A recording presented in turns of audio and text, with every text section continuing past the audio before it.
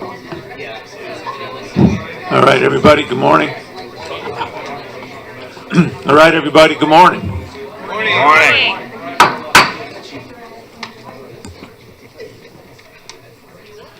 Okay. 9 a.m. we'll call the Connecticut Port Authority Board of Commissioners December 8th meeting to order. And we'll start off with asking Commissioner Markey to lead us in the pledge, please. I pledge allegiance to the flag of the United States of America and to the republic for which it stands, one nation, under God, indivisible, with liberty and justice for all. All right, thank you. Quickly, we'll introduce, as we always do, our ambassadors. Colonel Mike Gotro. Good morning. Dennis Hepburn. Jessica Maxwell. Robbie Roberts. Good morning. And Bob Sox. Thank you all for your service.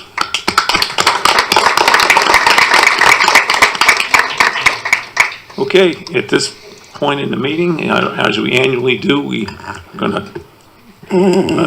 go to the election of officers, and I'll go ahead and turn the meeting over to our attorney, Mr. Beislein. Thank you, Mr. Chairman.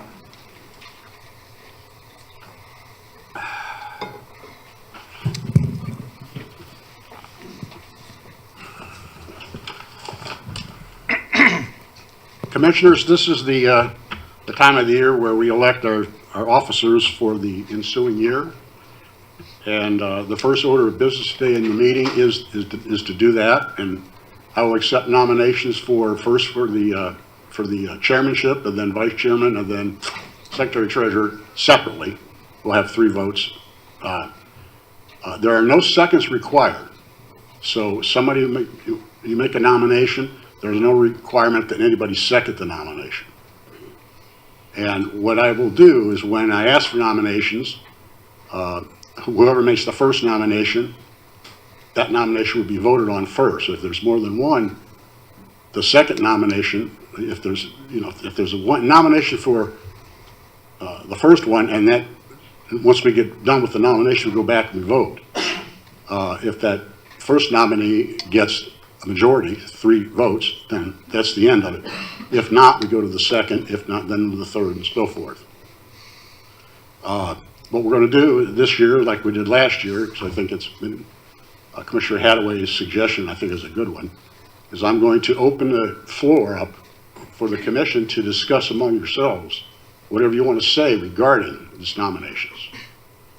And after you're done with that, I will then start with the process. Any questions? Okay. Then at this point, then, I would open the floor for the commissioners to discuss the nominations for chairman. Okay. I'll just open up by saying that last year I was asked to help us get back on track, and I appreciate that opportunity. I think we're almost on our way. We're almost back, but got a ways to go, and I've got the time, the energy, and I'm happy to serve again as my fellow commissioners would choose. Thank you. Okay. Well, if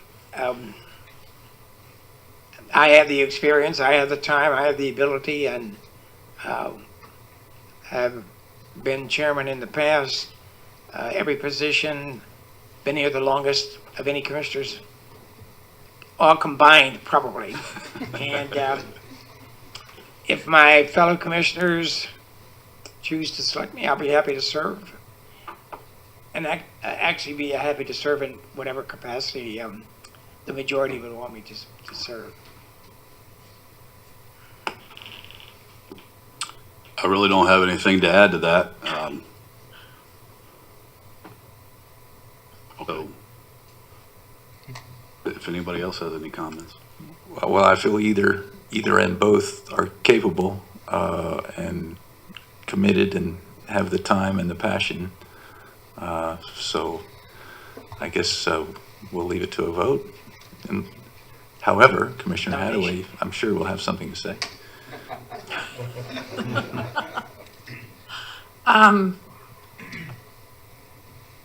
Well, I thank both the chair and vice chair for their work this year, and Honestly, I really enjoy the position of treasurer and would love to stay where I am. But I'm happy to serve with all of you and just keep us moving into the future. All right, any other discussion?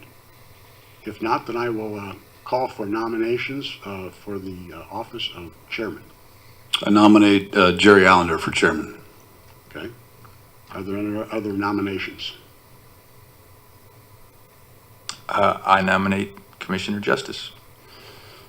Okay. That's two. Any other nominations?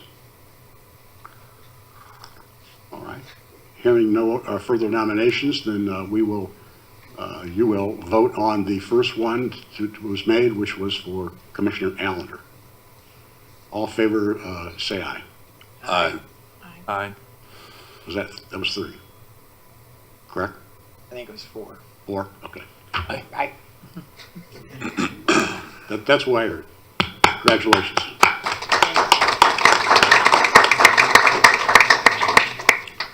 All right, we'll now move to vice chairman. Any nominations for any discussion on vice chairman? I'll nominate Commissioner Markey. Any other nominations for vice chairman? Hearing none. All in favor of Commissioner Markey for vice chairman, signify by saying aye. Aye. Unanimous. Secretary treasurer. I'd like to nominate Robin Hadaway for secretary treasurer. Any other nominations for secretary treasurer? Hearing none. All in favor of Commissioner Hadaway as secretary treasurer, signify by saying aye. Aye. Unanimous. Congratulations to all of you.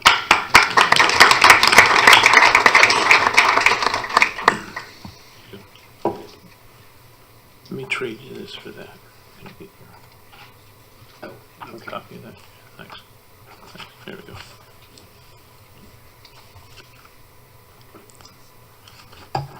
Again, I thank everybody on the commission allowing me to act as chairman. I will do the best I can. One thing I will say about all the commissioners, we all work together for the betterment of the port. No matter what we do or anything else, we all work. We have no animosity among any of us, as far as I know. I don't think there is.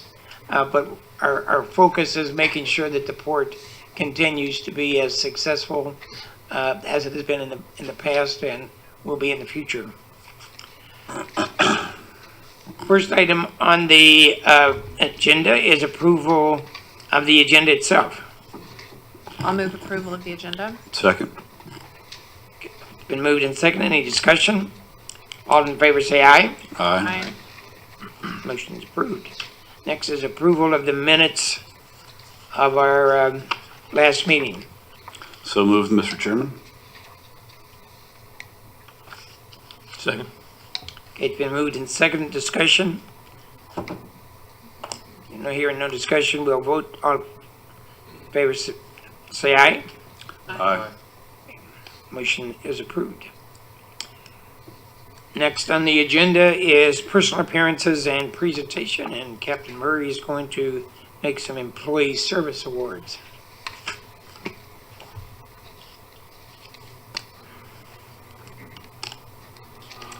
Good morning. My name is Amanda Brailsford-Urbina, and I'm the Vice President of Human Resources, Recreation, and Customer Experience.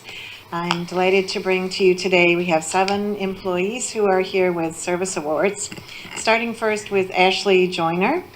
Ashley started in our finance department as Senior Administrative Assistant in 2016, and she was promoted 2 years later in the same department to Specialist Accounts Receivable. Ashley is responsible for invoicing. She's known for taking the initiative, being very efficient, and having excellent customer service skills. She also assists with risk management projects and with the annual safety fair. When she's not at work, she spends time with her family, and she enjoys going to the Disney theme parks. Thank you, Ashley.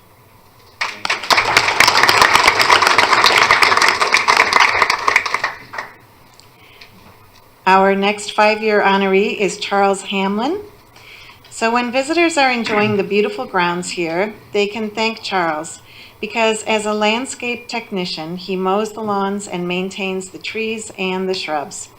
His manager comments that his work quality is very good and that he is a team player and flexible when he is given other assignments. Charles enjoys the outdoors, especially fishing. Thank you, Charles.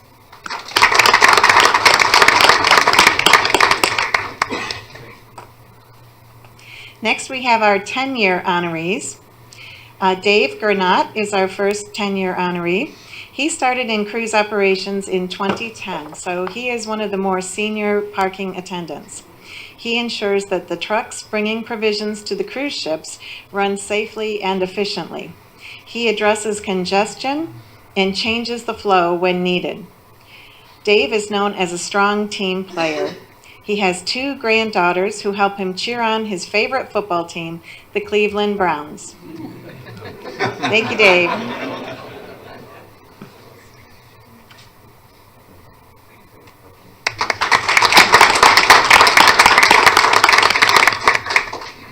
Our next 10-year honoree is Mark LaRusso. Mark is the Senior Director of Information Technology. He drives the IT vision, system availability, projects, reliability, and the IT customer service. He and his department have been very key in supporting the remote and on-site work while maintaining efficiency. Mark has been instrumental in the new construction, such as cruise terminals, garages, and all of the new IT systems implementations. Mark coaches his children's sports teams. He plays hockey himself, and he recently went to see his favorite team, the New England Patriots, play the Tampa Bay Buccaneers. Thank you, Mark.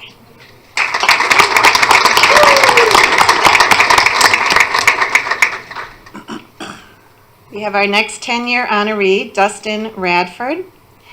Dustin originally worked as a parking attendant with cruise operations, and then he transferred to code enforcement in 2016. Dustin is responsible for the enforcement of ground transportation rules and regulations, inspecting vehicles for permit credentials, determining the appropriate vehicle class, and assisting guests. Outside of work, Dustin spends time surfing and fishing with his family. Thank you, Dustin.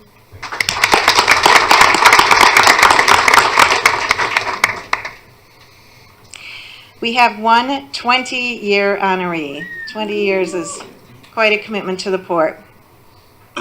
Dean Francisco is one of our HVAC technicians. He has several certifications, and his work includes providing preventative maintenance and troubleshooting and repairs.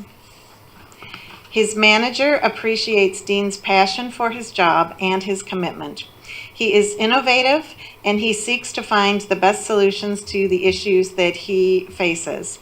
Dean loves hunting, cooking, and riding his Harley Davidson. Thank you, Dean, for your service for 20 years.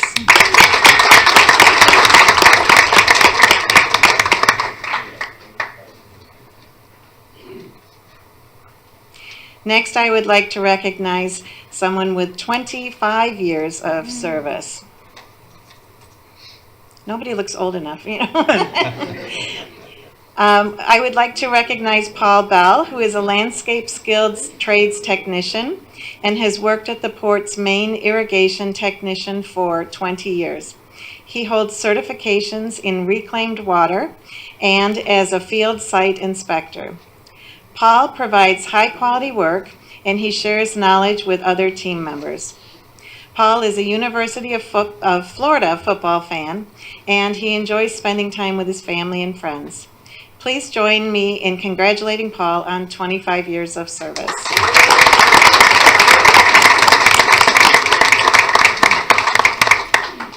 Thank you to all of our Service Award honorees. On behalf of the commissioners, I want to congratulate all of you for your time of being with the port. You're the ones that make the port as successful as it is, for all the work that you do and your passion for your jobs. So I thank you, we all thank you, and ask you to continue doing a great job that you've been doing.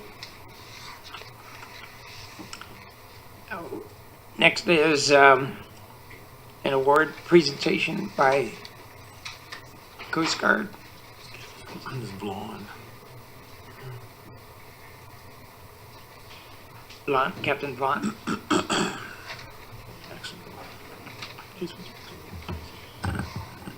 Mr. Chairman and Commissioners, thank you for the opportunity to be here today to recognize an organization with perhaps the fewest people, but the greatest impact on the safety, security, and environmental protection of our port on a daily basis. These are the folks that are in every single case are the very first person on board every foreign and U.S. ship coming into the United States waters. And in many cases, over the last 18 months, they were the first eyes and ears we had on every ship, assisting us through this really time of challenge and change through this pandemic, where these individuals often take the highest risk with the fewest people and serve really as our eyes and ears and really number one assistance in trying to ensure that we can maintain safe commerce through this port. So I'd like to call up Captain Rich Grimison and Captain Ben Borgi and the Canaveral Pilots Association today to present an award on behalf of the Commandant of the Coast Guard.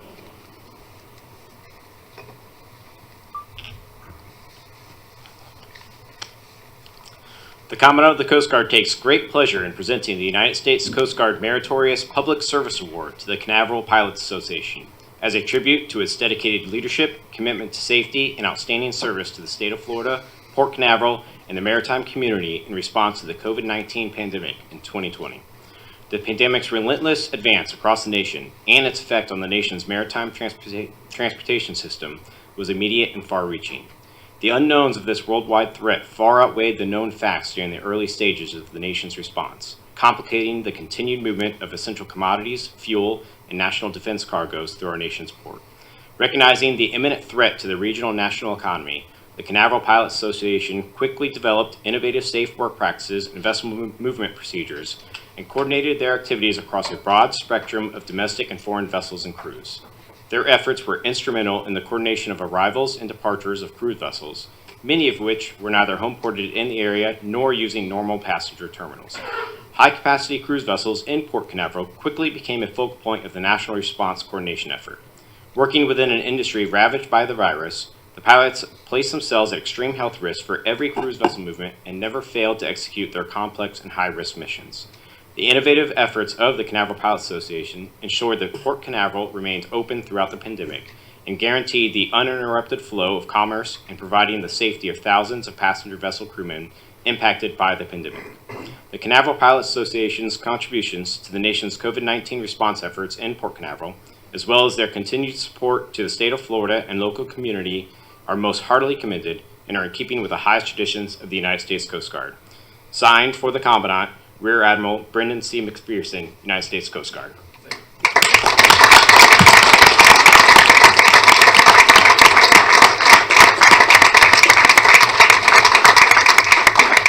Mr. Chairman, I'd like to say a couple words here real quick. Thank you. Great job. I know as a ship driver myself, I appreciate the construct that the pilots had to go with. You had unfamiliar vessels coming in, light, some, all the time, really. It makes it a little even more challenging to get them in and coming and going. And so I appreciate the fact that the 7th District and the Commandant took the time and effort. Those of us who understand the government public service awards, this is not down here. This is up here, okay? And it's a well-deserved and a nice honor. And thanks for bringing it here. Thank you. Thank you.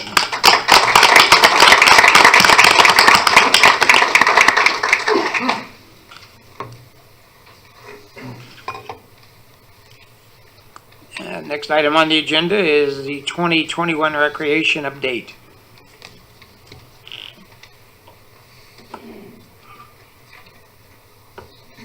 Which, if I recall, this is an annual report that is to be given. Yes. Actually, this is outlined in the charter that we are to do an annual report for recreation, and we are also to publish ahead of time that we're going to be doing this report, so we have done that to comply. So this morning, we're happy to provide you with the recreation update. The first thing I'd like to do is introduce some of our team members who are here. Right behind me is Mike Hoffman, and he is the Assistant Director of Recreation and Customer Experience. In the audience, I'd like to stand. We have Teresa Murphy there, and she is the Manager of ET, Exploration Tower. We have Lisa Mayer, and she is the Manager of Jetty Park. Samantha Geyer, who is Assistant Manager of Events, and Kaylee Stanley, who is our Recreation Generalist. So thank you to them for everything that they do to make it happen. They're really the ones behind everything in recreation, and I'm glad that they're here to be presented to you. Also in the picture, we have some of the other supervisors. We are 24 hours, so we do have people who work nights as well as afternoons. And also we have a group of guest service representatives, which completes the team. Also very essential to us. So Port Canaveral is home to numerous domestic and international lines of business, but one thing that makes the port very unique is the parks, boating, fishing, camping, beach access, and exploration tower. We're very proud of it all. Canaveral Port Authority endured some challenges in 2021 due to the pandemic, but through those we persevered in really having a focus on safety. One of the things we continued to do was the sanitizing of the workstations, and also we continued with the contactless payment, which was very important with our guests, so we continue that to this day to limit the amount of COVID-19 exposure. All of our team members are now cross-trained, so they work either in Jetty Park or Exploration Tower, and that provides for flexibility. They also will cover the front desk in Maritime Center when needed, so they do the customer experience part as well. They've had a lot of safety training.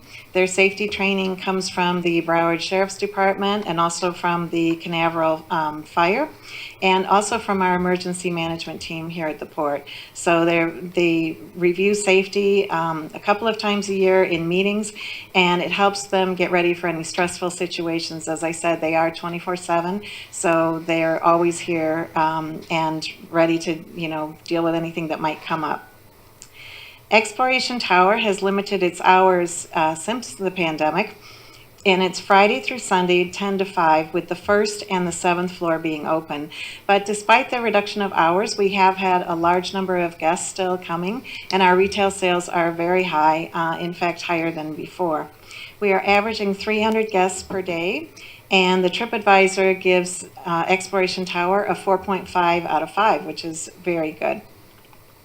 So the retail sales have doubled this year, with 3 items counting for 42% of the revenue. These are the decorative glass souvenirs, the SpaceX merchandise, and the port logo merchandise. We're continuing to see positive reviews. We've included a few of them here. People are talking about what a wonderful stop it is, that our staff is very helpful in the gift shop. Spectacular view. For anyone watching who has not been up there, I highly recommend going up to the 7th floor. Every day you go, it's a different view. It's a lot of fun to go up there and see what's happening at the port. And we are noticing many comments. They continue to be very positive despite the fact that we have reduced our hours. I'd like to have Mike continue with the presentation.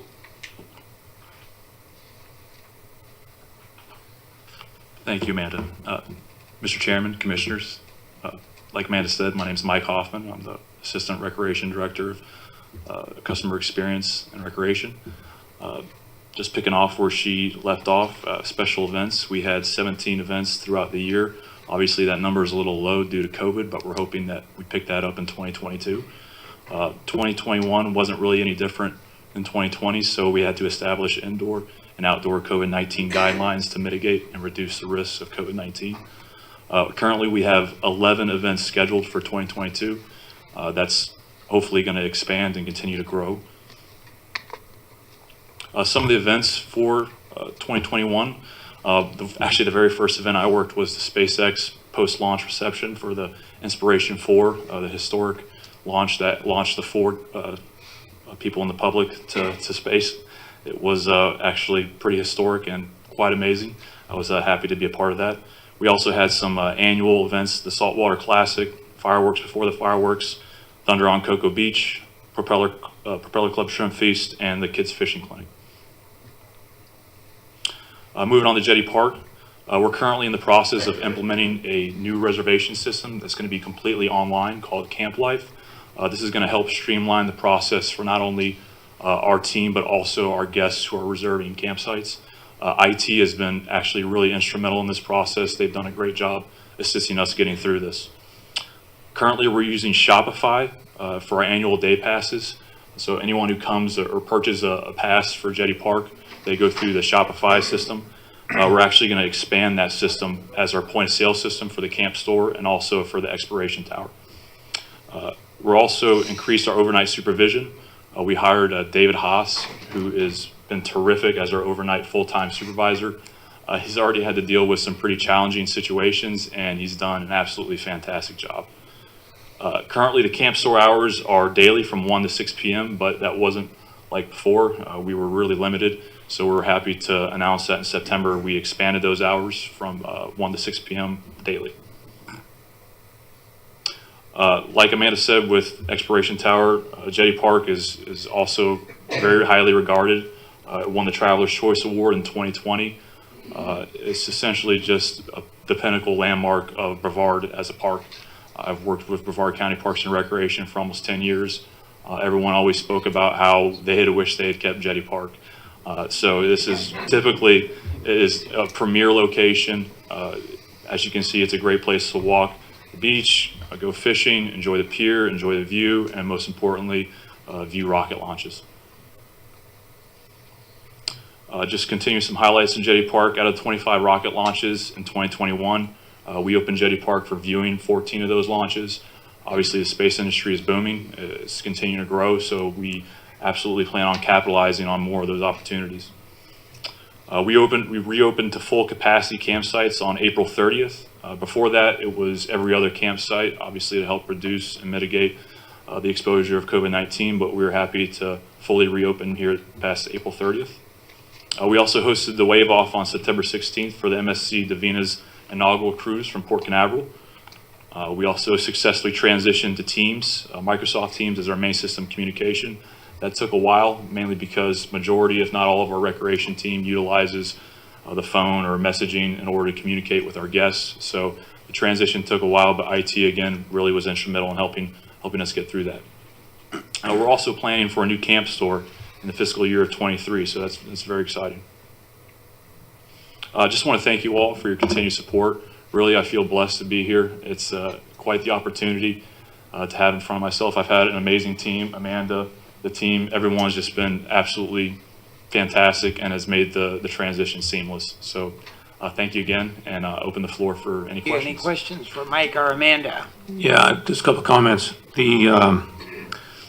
My direct comments were directed toward the CEO and our engineer. It's about you guys, but the Jetty Park building on the beach, it's underutilized right now. It's not utilized, right? I mean, at some point, it'd be nice to, I guess, do something with it, right?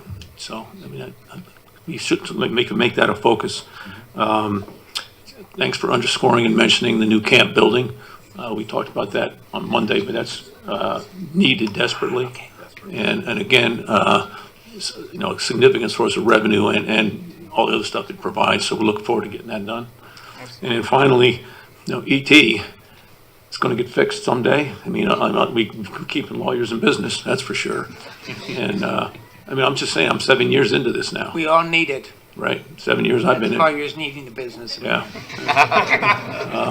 It certainly would be good to get that resolved and fixed. So looking forward to that, maybe that happening next year. Yes. Thanks. Any other questions, comments? Amanda, Mike, thank you very much. Thank you. Thank your team for being here. Again, you're all part of what makes Port Canaveral successful. Thank you. Appreciate all your work. Commissioner discussion items. Consideration of appointment to outside agencies. I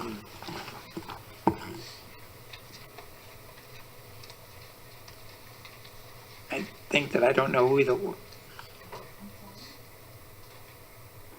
right there. It's this stuff right here. We want to keep doing it. But those are the, okay, okay, I understand. Yeah. Commissioners, you've, last year volunteered to sort of be a liaison with Space Coast Transportation, EDC, Titusville Chamber, Cocoa Beach Chamber, Orlando International Airport Liaison, and Orlando Economic Partnership. I'm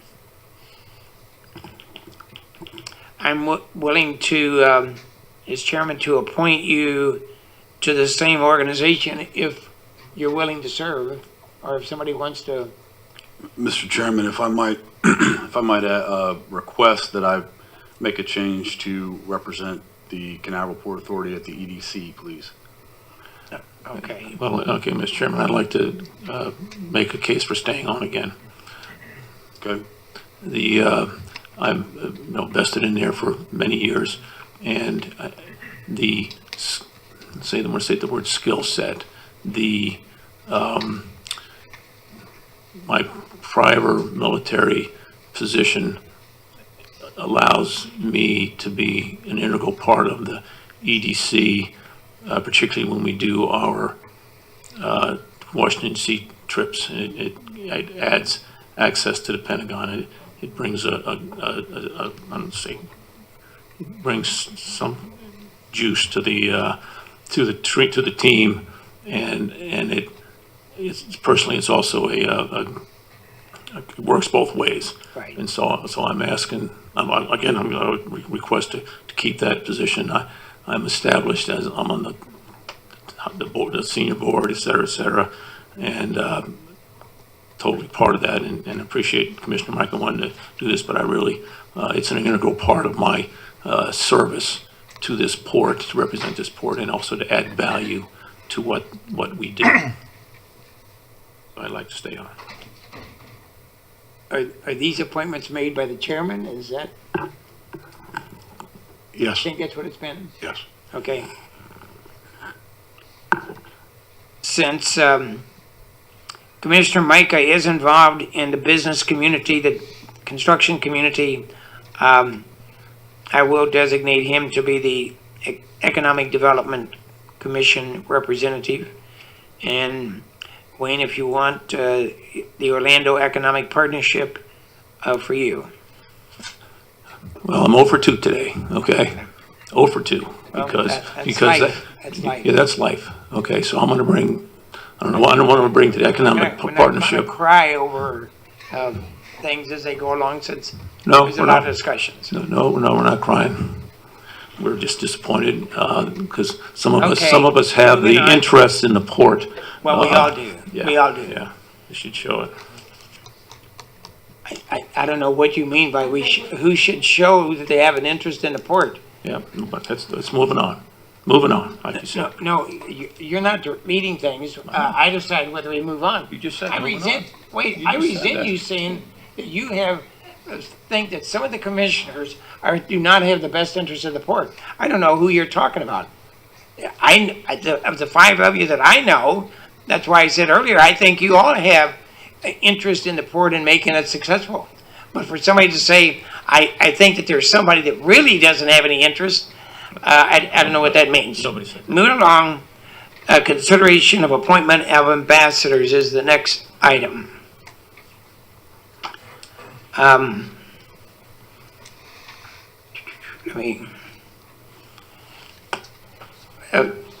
Commissioner Commissioner Lloyd, who do you designate as your ambassadors? Or do you? I'd like to keep mine the same, Tom Vanny and Bob Sox. I'm not sure that Tom is here, but I'm sure he'll accept. Thank you. Okay. Commissioner Justice, I would like, hopefully, to keep mine the same. Colonel Mike Gautreaux and Dr. Max King. fine. Commissioner Hathaway, I'd like to reappoint Jessica Maxwell. okay. And I will appoint my 2 ambassadors, Robbie Roberts and Dennis Hepburn.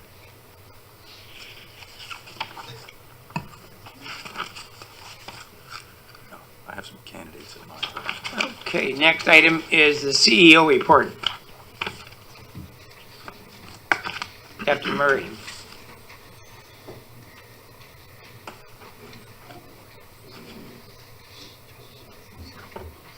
Good morning, Commissioners. Good morning. Well, for the second month in a row, I'm really happy to be up here and giving a normal report of our operations again instead of what we went through with this past year Rather and a than half.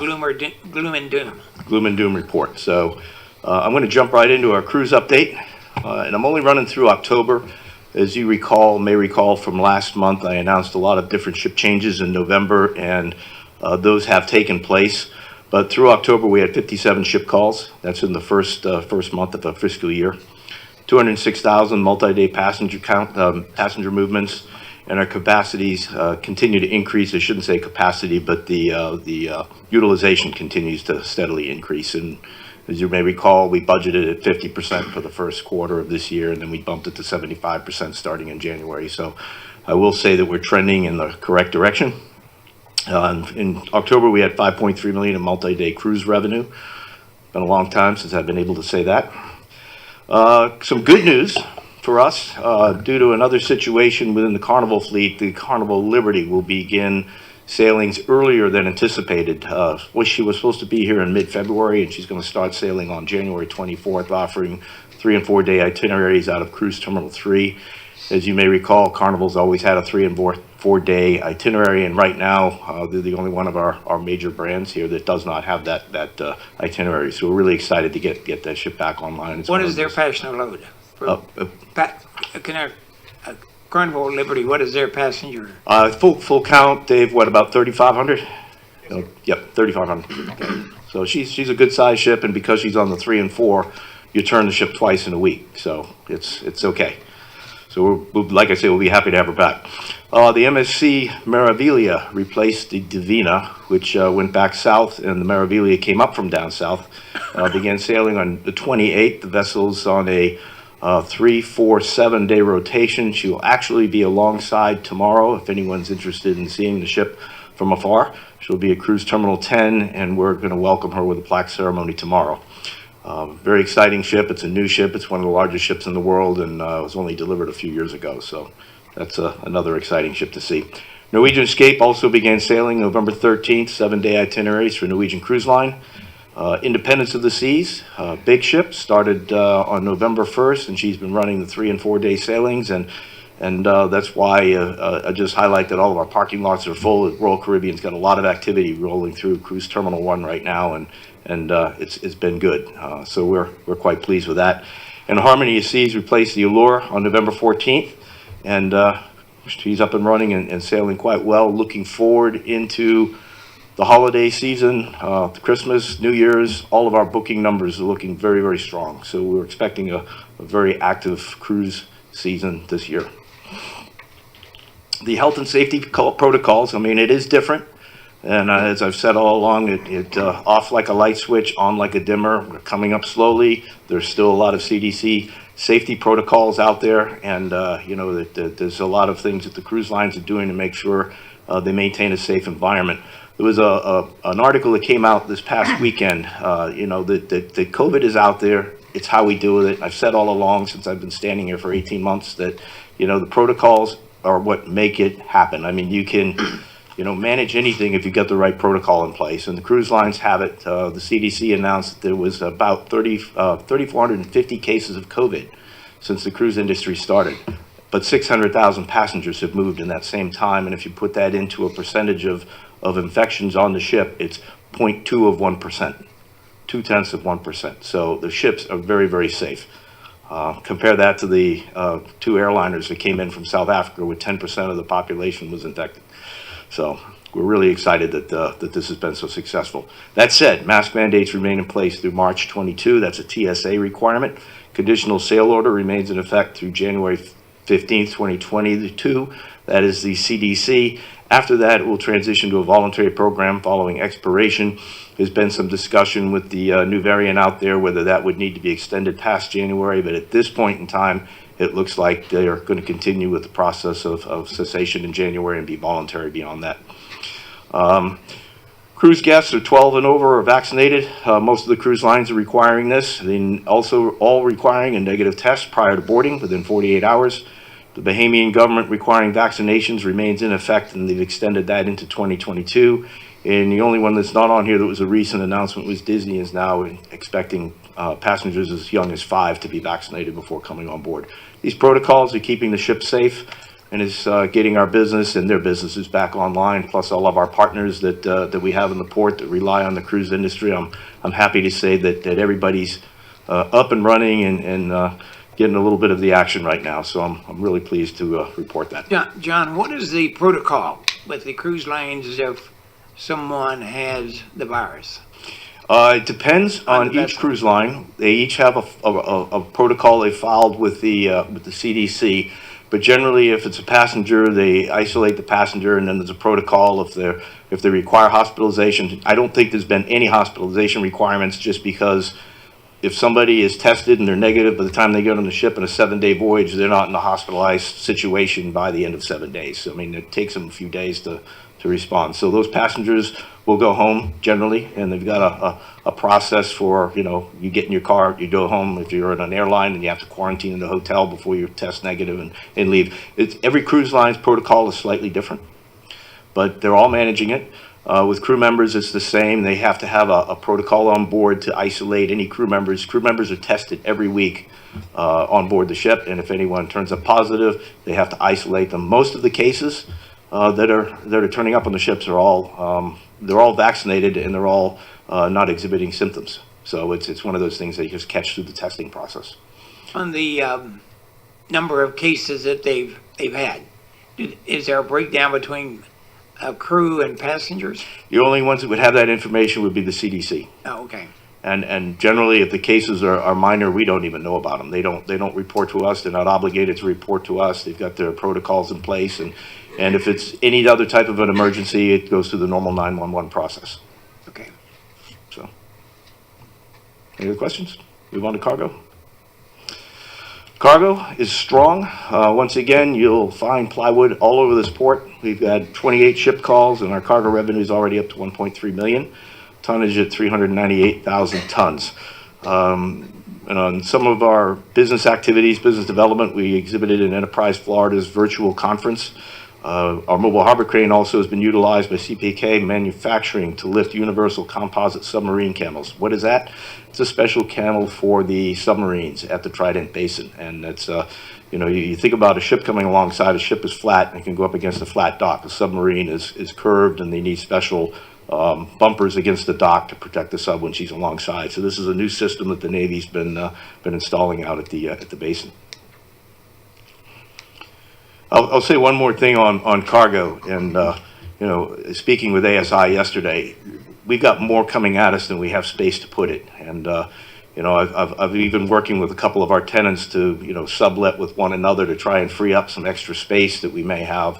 We're getting to a point now where the lumber shippers are requesting that we can handle their cargo before they put it on the ship in the foreign locations that are shipping it, just because it's gotten so tight here at the port. One of the challenges we've had with our auto facility, you notice, that's full of lumber. We also have cleared part of that to accommodate overflow for the cruise lines and their employee parking, et cetera. So we're really tight on space, and we're looking at new options on the north side to accommodate more lumber at this point. So John, what's the long pole in a tent then? Not enough trucks to get it out? No, it's not enough trucks. It's just the volume. I mean, we got a lot of volume coming in. And of course, if you're receiving lumber at a lumber yard or whoever the receivers are, their yards are probably full too. And if they leave it at the port a little bit longer, then, they don't have to take it into their inventory if they don't have space. That's part of the problem. So it's getting it off the dock. It's the same with the entire logistics chain, and we're just doing it with lumber instead of containers. So the answer is going to be they're going to stop at some point. They're just going to ship any more. Well, they'll ship it to other ports, and that's not what we want. So we're going to figure out how to take it here. We're not turning away business. Yeah, and that's why I asked what's the long pole in the tent. Yeah. Okay. That's the long pole. So what do? We need to get creative, just like we've done in some other things here at the port. The world is a little different now. We need to be creative and figure out how to accommodate. So that's what we're working on right now, is some different ideas that will allow us to free up space that may be underutilized somewhere, or not utilized at the moment, so. And that's it's, what we look for you to do.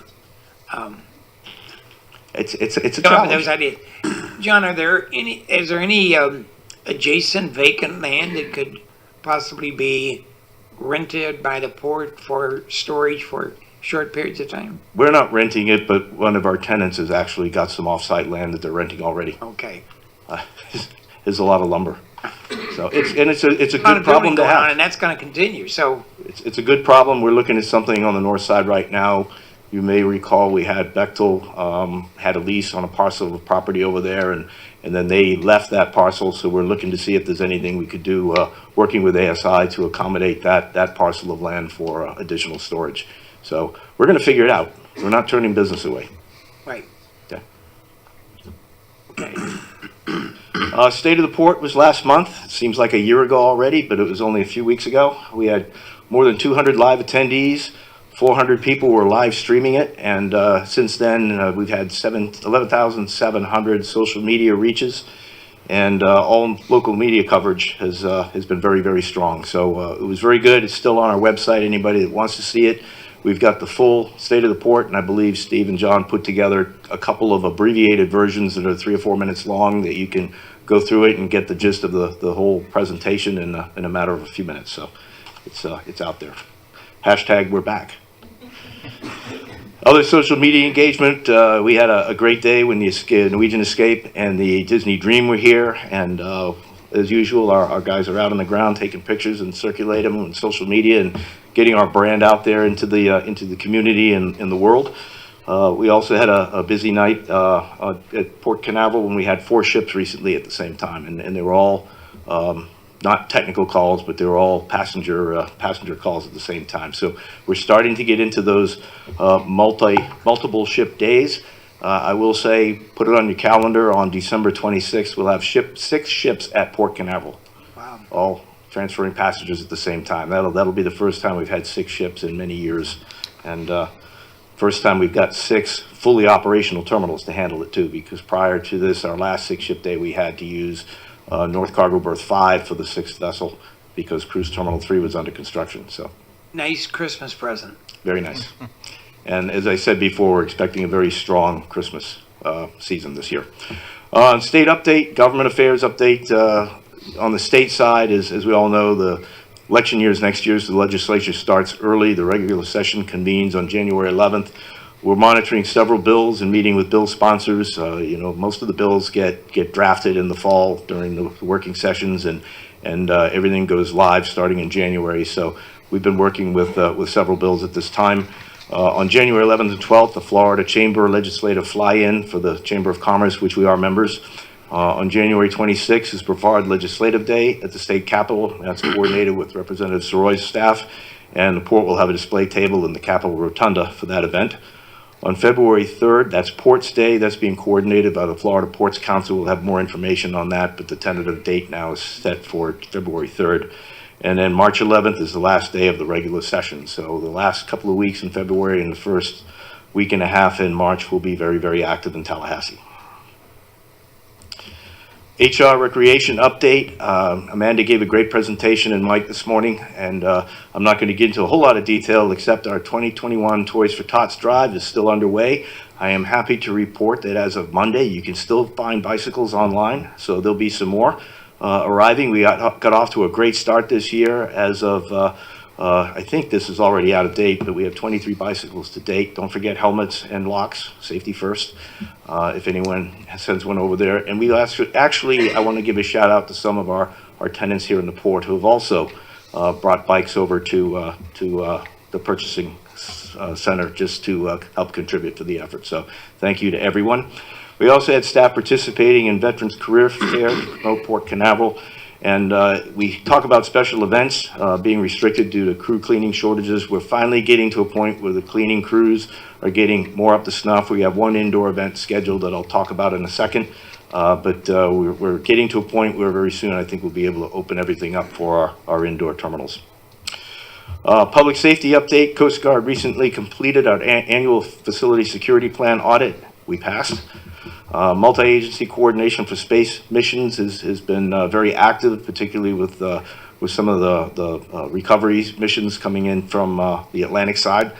The military attache visit, this is a visit of people that are being signed to embassies and around the world, and they come through Port Canaveral and they meet with our people, and then they meet with the local groups here and just get some education before they head overseas. And Commissioner Justice was very good in helping. You've done the last two, I think, now, and it's great to meet these guys. And it's fun to talk to them because they're being deployed all over the world, and some of you say, wow, that's going to be fun. Others say, better you than me. So, John, when I had I've been in that world when I worked in the White House, and so I have a connection with those guys, and they go to some great places, and they go to some pretty shaky places. yeah, you do, absolutely. So we always do a port briefing, and thanks to our team, Bill and Corey, and we have a whole group that comes in and just gives them a great overview of Port Canaveral. We do it usually at ET, although I think this year we did it here in the commission room, but in normal times we'd do it at ET with the vista of the port behind them. So it's a very nice event, one of those things that's just fun to do. Environmental update, Keep of Our Beautifuls, Pick It Up, Pack It Out, Take It Home anti-littering initiative is underway. It's a joint effort with KBB, BCSO, Brevard County District 2, Florida DOT, Port Canaveral, and Space Coast Office of Tourism. So the bottom line is, let's get the trash out of here. Let's pick it up, take it home, and get it out. So it's a message that hopefully some of our visitors will adhere to. On the engineering side, this may be the last month that I'm going to ask Bill to come up and do this, because Bill's starting to do a lot of stuff again, and he might have to have his own presentation soon as maybe next month. So hand it over to you, Bill. Thank you, Captain Murray. And instructions received. I think it's probably time to break the drone back out again and show off some of our communications group's fine skills in editing those drone videos. So that was always a very big hit. But good morning, Mr. Chairman and Commissioners. Thank you for the opportunity. There certainly is a lot going on in the engineering front. I'm going to highlight a few of those projects for you here. Going to start off with Cruise Terminal 8, Phase 2 landside modifications. As many of you are aware, this is for CT8 at Disney. And we are doing about a $3 million expansion of the concierge space. We're doing some technology upgrades in the CBP area. If you look at that photo in the upper right-hand corner, you'll see that expanded concierge area and those interior finishes that we're currently working on. Progress is being made. We have sufficient labor. If you'll look at that third bullet point, the roof system is complete. However, we've had some delays in some product shipping. And Commissioner Lloyd might be familiar with this from the construction industry. There's just a lot of supply chain logistics issues that we're facing in construction. So we have a translucent wall. It's a translucent panel called a cow wall. Those are delayed into January, so that December 31st substantial completion date at the end, it's going to push into about January 23rd. But we're going to be well ahead of that final completion date in March 1st. We have some new low voltage wiring that we're doing in the CBP area. Again, we've got a delay on a digital video recording system for the new cameras in the CBP area. However, that's going to be delivered in January, so we're still on track for that final completion date in March 1st of 2022.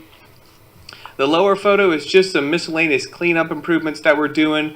We've installed new numbers at the bus loop parking areas and new fans. Other millwork is being brought in. So overall, just a great project that we're doing with a local partner, Doug Wilson Enterprises. The next project I want to highlight is Cruise Terminal 5 mooring improvements. This is a interim step that's going to accommodate a vessel of about 980 feet long. This is the Mariner of the Seas that's going to move over in May to CT5. All the steel pipe piles have been delivered. They've all been driven in place. And right now we're working on the installation of the formwork for the concrete caps. A pile dolphin platform is being cast as well. We have some electrical work, we have some low voltage IT work and cameras, and that's going to push back and start at the beginning of next year. Substantial completion is April 1st, final May 1st, and that's well ahead of that transition of the Mariner from CT1 over to CT5. This next project, North Cargo Harbor 3 construction, has gotten a lot of focus, a lot of attention. If you recall, it was heavily affected by this increase in steel pricing. The project has received federal grant funding through MARAD, the Port Infrastructure Development Program. So it's all Buy American compliant. It's all domestic procured materials, including the steel. And some good news on there, while we continue to work through the shop drawing review process, we have all of the A-frame pipe piles, and that's going to sit, those are going to be driven in the uplands. That's part of the tieback system for the new bulkhead. Those are actually fabricated in Louisiana at the mill, ready to be shipped. They'll arrive at Port Canaveral just before the Christmas holiday. So when we get back from the holiday season, we'll be able to start driving piles there at North Cargober 3. And we're going to start right in front of that existing warehouse that ASI currently is leasing from us. We had our meeting with DEP and the Army Corps of Engineers, so the contractors got their notice to proceed for all the in-water work. So if you have lunch at one of our Restaurant Row restaurants, you'll be able to look across the harbor and see us starting to saw cut apart that existing pile-supported pier, extract piles, some real demolition work that's going to get us ready for the new work that's going to start just after the new year. Substantial and final completion are in April, about a year and a half away. So again, this is a long haul project, and really excited as well about North Cargober 4, the sister project, which is where the CEMEX tower is. Really looking forward to completing that design, getting it shovel ready. And I know that Mike Poole is already slated some other funding sources for that project as well. I wanted to touch on a few miscellaneous projects just to give you an idea, to Captain Murray's point, about a lot of the other projects that we have going on, some smaller in nature. We're doing a building roof replacement for Ambassador Services, building number 1. It's about $435,000. We've procured that material through Hurd Construction. It's going to be delivered in late February, early March, and that project will take us about 60 days to work through that roofing replacement project. South Cargo Pier 1 and 2 and Cruise Terminal 2 pier repairs. Those are pile-supported piers here on the south side. We did our engineer, Adkins and Jacobs. They came out over the weekend at low tide and did an under-pier inspection this past weekend. And we're planning a dive inspection after the new year. So that's going to give us an idea of really what's going on under the waterline that we can't necessarily see. They've got to scrape off barnacles and other marine growth to get a good idea of what the status, the disposition of these piles are underwater. Then we're going to move into design, permitting, and bid this project out likely in for award next summer. So excited about that project. Cruise Terminal number 10, we got some fender chain replacements. We're going to be looking at chains and shackles and swivels to be replaced on those existing fenders at Cruise Terminal number 10. That material will arrive mid this month. And then you'll see some work going on in the Gators Dockside parking lot after the start of the new year. We have, if you look at the lower photo, there's a series of 3 green lines. Those are large diameter 48-inch plastic stormwater pipe that were installed in the early 2000s. And over time they settle, they start to create voids around the structures. So we're having to remove those pipes. They're no longer in service, and then we'll backfill those areas. So just that everybody's aware, we'll send out public notices through public safety and security to make sure all tenants are aware that we're going to have some periodic road closures for part of the road in front of Gators Dockside, and part of that parking lot is going to be shut down as well. And we've met on site through tenant relations with the management of Gators Dockside to plan that after the holidays at the start of the new year. A couple of projects that aren't listed here, I want to highlight that we're really excited about that Jetty Park Camp Store coming back to life. And just want to also compliment Michael Hoffman on his presentation, and it's been great to work with him. He's a great add to the port staff. He and I and Craig Thaxton had the opportunity to present to the Helm program at Rockledge High about a month ago, and really had a fantastic time. So it's been good to get to know him and see his vision for recreation. And my team is really excited about seeing that project come back to life. On the tower, I can't mention any details, but I can share that there's a positive spirit in those negotiations for settlement that is ongoing, and I can attest that the movement that we've seen in the last, I'd say 8 to 9 months, greatly outshadows what was observed as a lack of progress in prior years. So we're very optimistic about what is the response that we're getting on that project. And that is my update. I'd be glad to take any questions. Bill, the stormwater rehabilitation at Gators, will that impact their parking very much? It will. And so we met on site. Mike Zyla was there from Real Estate and Legal, and there's a temporary use permit for some adjacent areas that Gators has used previously, and we'll probably set up some temporary light plants to make sure it's safe and lit in that area while we really close down the substantial part of that parking lot that sits to the east of their Tiki Hut part of their restaurant. So we will be closing that parking lot down. 3 48-inch wide, diameter pipes. It's going to open up a very wide trench. They won't be able to use that parking lot. Maybe 2 or 3 ADA compliant spaces will still be accessible, but the vast majority of that parking lot is going to be shut down. Time frame on that? It's going to start after the new year, so Right, we but- wanted to wait through the holiday season. But how long will it take? I believe about 60 days. Okay. And there'll be some road closures on Dave Nisbet out in front, so we'll do it one lane at a time, set up the traffic road plating, and then we'll move to the other half as we demolish and remove that stormwater piping underneath the roadway. Okay. Is that the outfall for the ponds over by the tower? It is not. If you look at the bottom of that photo, you'll see a black hashed area. So these outfalls have not been in use for some time. We have every year kind of budget to remove this plastic pipe, and these are sections that have previously been blocked off. They're not in use, and so now is the time to demo them. We've got some reworking of one inlet that's shown in that drawing to make sure it does get connected to the correct outfall. But yeah, these are not active outfalls.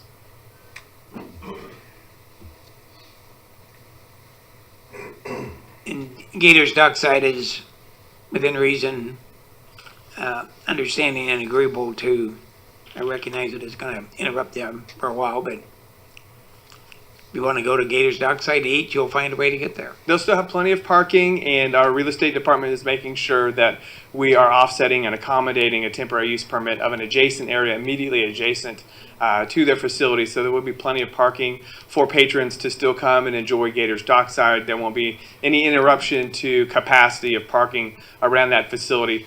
It's just this paved area will be interrupted. And we had a really good meeting with Gators Dockside management and our contractor and engineering and real estate groups on site after the last meeting. Very positive.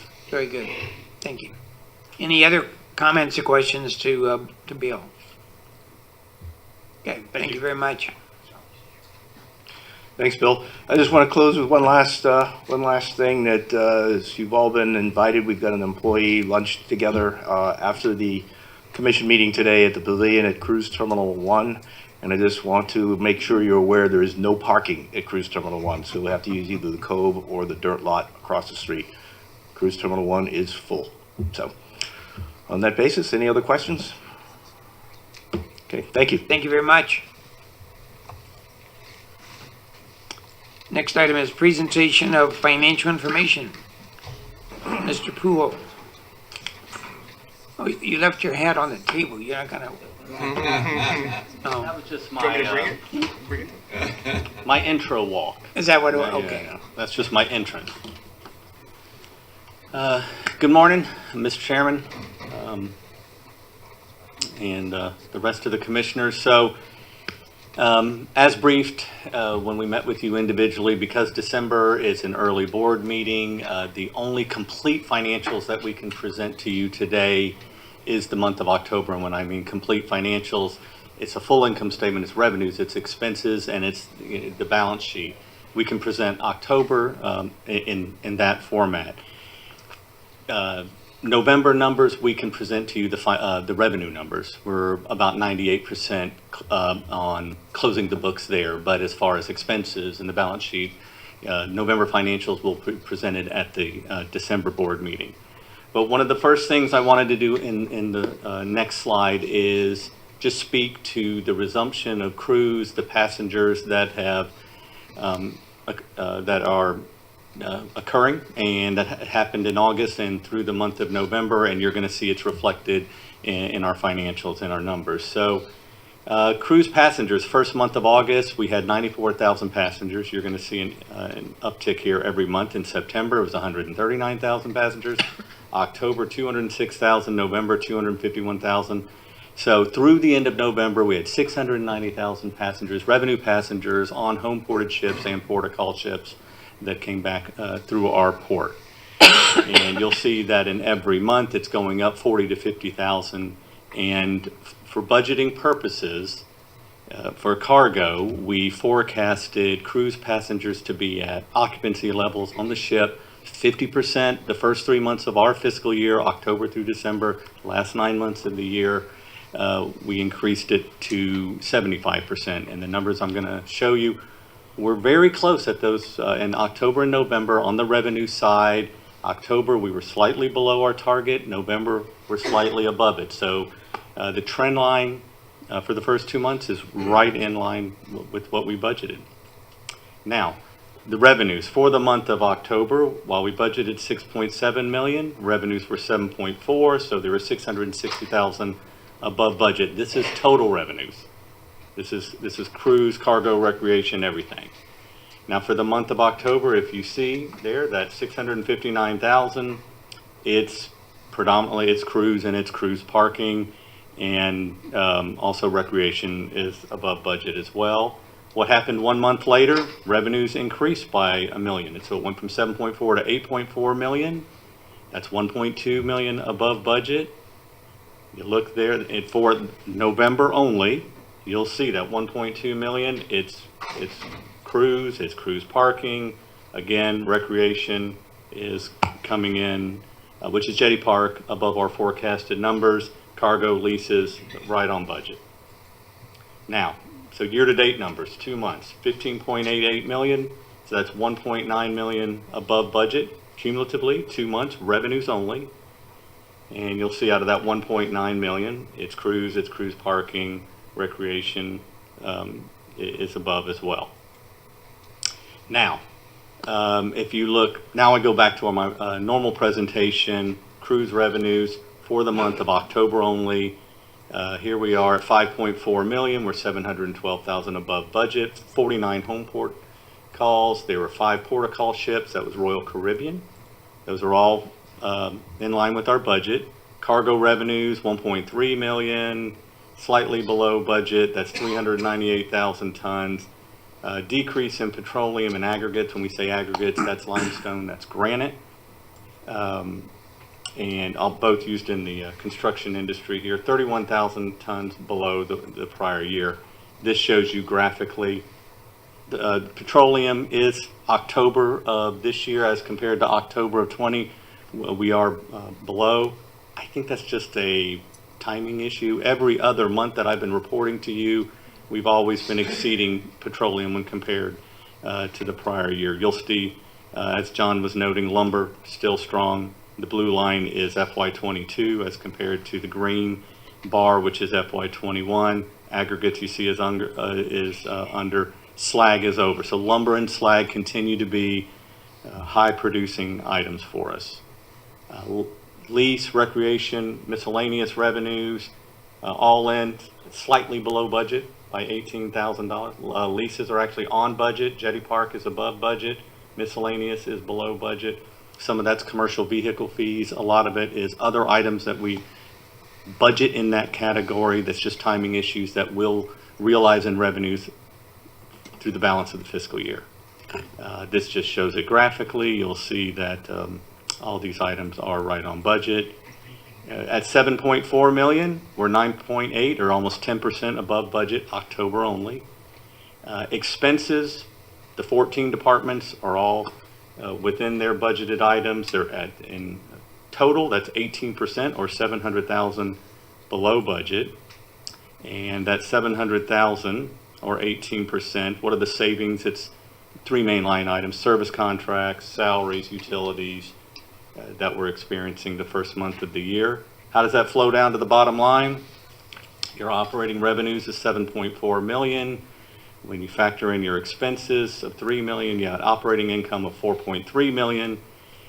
When you deduct your interest on your debt of 1 million, you have an income positive before depreciation of 3.3 million.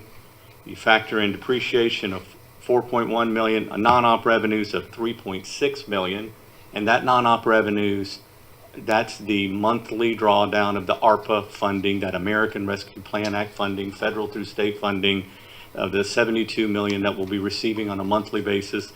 The month of October, that number is 3.6 million. That's a inflow, a positive number that helps produce a change in net position or an increase in your retained earnings on your balance sheet of 2.8 million. So that's just 1 month all in on how the results are. I'll take any questions. Let me ask you, Mr. Chairman. the interest expense and depreciation, are those constant figures, the same each month? Interest expense and depreciation Yeah, depreciation is, and each month? it's the same each month, and interest, it's very close to being the same amount. Okay, But yes, sir. obviously the principal goes down. Yeah, Yes. okay, Absolutely. but it's a good position to be in. As Commissioner Micah mentioned, it's good to be back in the black as opposed to red. Absolutely. Are there any Budget. questions? Our budget this year is, you know, from speaking with you guys in the meeting, my briefing, you know, we've made calculations based on where we think things will be, and so it's good to see that, you know, certain things are coming back a little bit faster. But we've projected, as I understand it, just as a reminder, we've projected 50% capacity now, and we'll be jumping to 75% at the beginning of the year. So it'll be good to see that trend continue. Yes. But right now, we're really closer, it's substantially or somewhat above the 50%, isn't it? That's correct. Yes, 2 months into the year. Yes. Are there any other questions or on any of the other Pat's miscellaneous reports? Commissioner Hadaway? Well, I think as it's all always. great news. Glad to see the numbers are playing out the way we hoped, and you know, money in the bank. So Yes. great job. Yes, thank you. Unless anyone else has any comments, I'll move to accept the financial information memo and the financial reports, including the statistical report, aging report, list of bills, attorney's fees, and commissioner expenses. Do we have a second to the motion? Second. By Commissioner Lloyd. Any discussion? All in favor say aye. Aye. Opposed? The motions have passed and they are approved.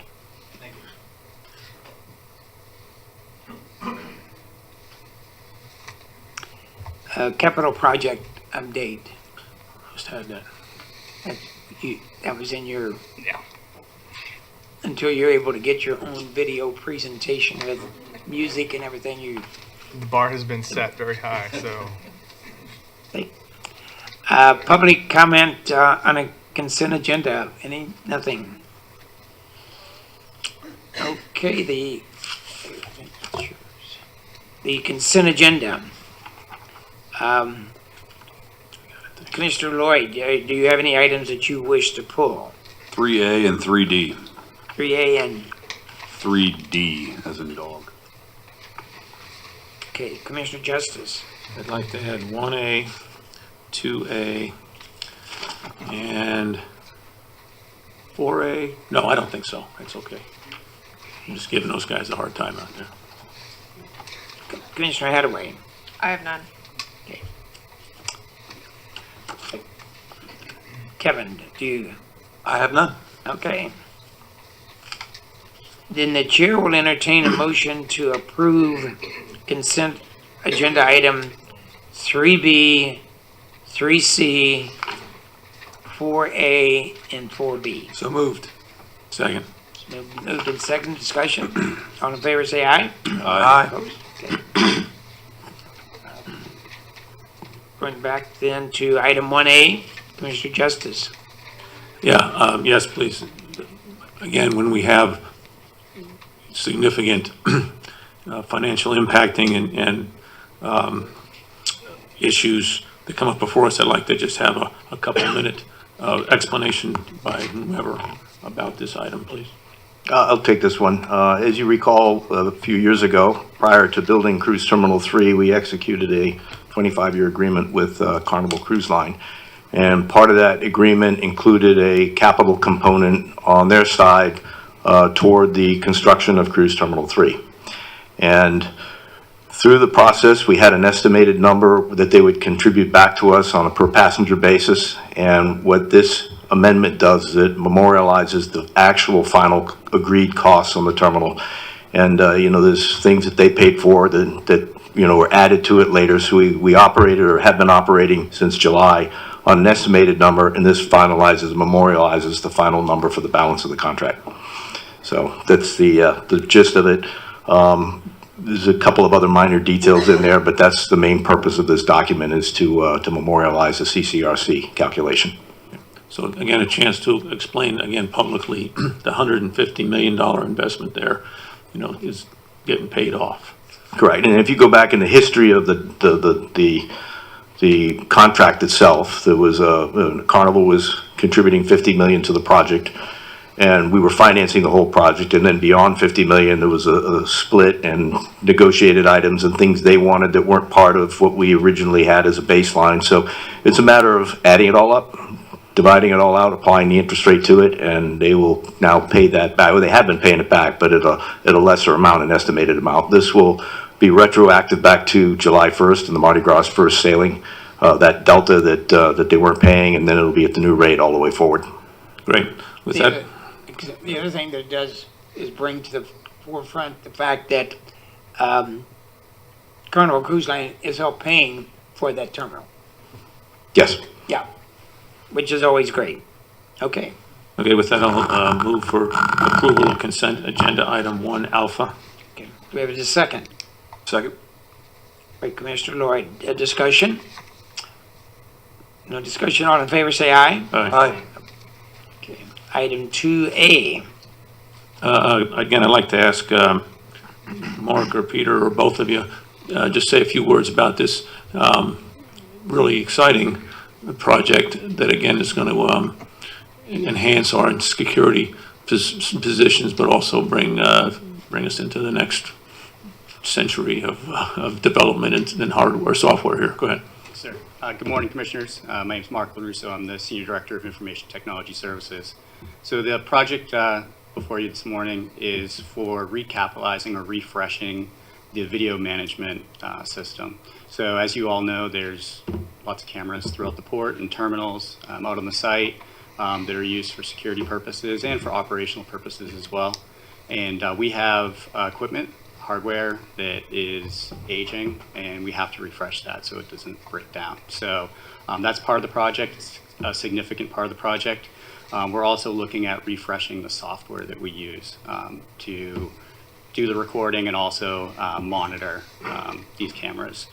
So again, that's utilized by some of our partners. BCSO uses the software, and then internally our public safety security department, as well as many operational departments, utilize the software. So it's a great project for us. It's time to refresh it. We actually had to defer this project a year due to COVID, and we're excited about the funding for the project as well. There's a port security grant that funds 75% of the project, and then we also were able to utilize an FDOT grant that funds the remaining 25%. So we got creative there. Mike was real helpful with that, and his team. So we're looking forward to kicking this off. And the other piece to this, just like all of our security fund management, you buy something nice, but you got to maintain it and operate it. So, but again, I know your plans are to, as you had in the past, pay for the maintenance with more security grants. No, and that's exactly right. You know, we rely on the system. It's referenced in our facility security plans for the regulated facilities. So we want to make sure that we're remaining compliant with the FSP. So yeah, it's really important. Okay, great. What kind of time frame do you think for this to be totally brought up to date then? Yeah, so as far as the hardware and software being refreshed, we're probably looking at a 4 to 6 month period on that piece. But then we have to move cameras from some of the existing equipment over. So overall, this is about a year-long project for us. Yeah, it's pretty significant. And when was the last time something like this was done? So we initially started refreshing the current system back in 2008. So over that time, you know, it's been added to. We've added a lot of facilities. There's been additional cameras added, so we've had to expand the system. The last time that we added equipment was in 2018. Okay. All right. Any other comments, questions? Okay, I move for approval of consent agenda item 2 alpha. Second. Moved and seconded, discussion. All in favor, say aye. Aye. Opposed? Thank you very much. Item 3A, Commissioner Lloyd. Yes, Commissioners, I'd like to move to consideration to postpone this to the following year. Actually, I'm just kidding. I just wanted to see the look on Rich's face. That was good.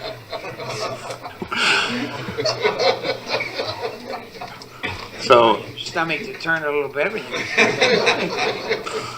I would like to say I was on Lee Brevard with Rich Hensel. He's the owner. He's out here in the audience. But thank you for what you guys do over at the Cove, and I'm glad this day's here that we're going to approve your lease. So I'd like to make the motion to approve item number 3A.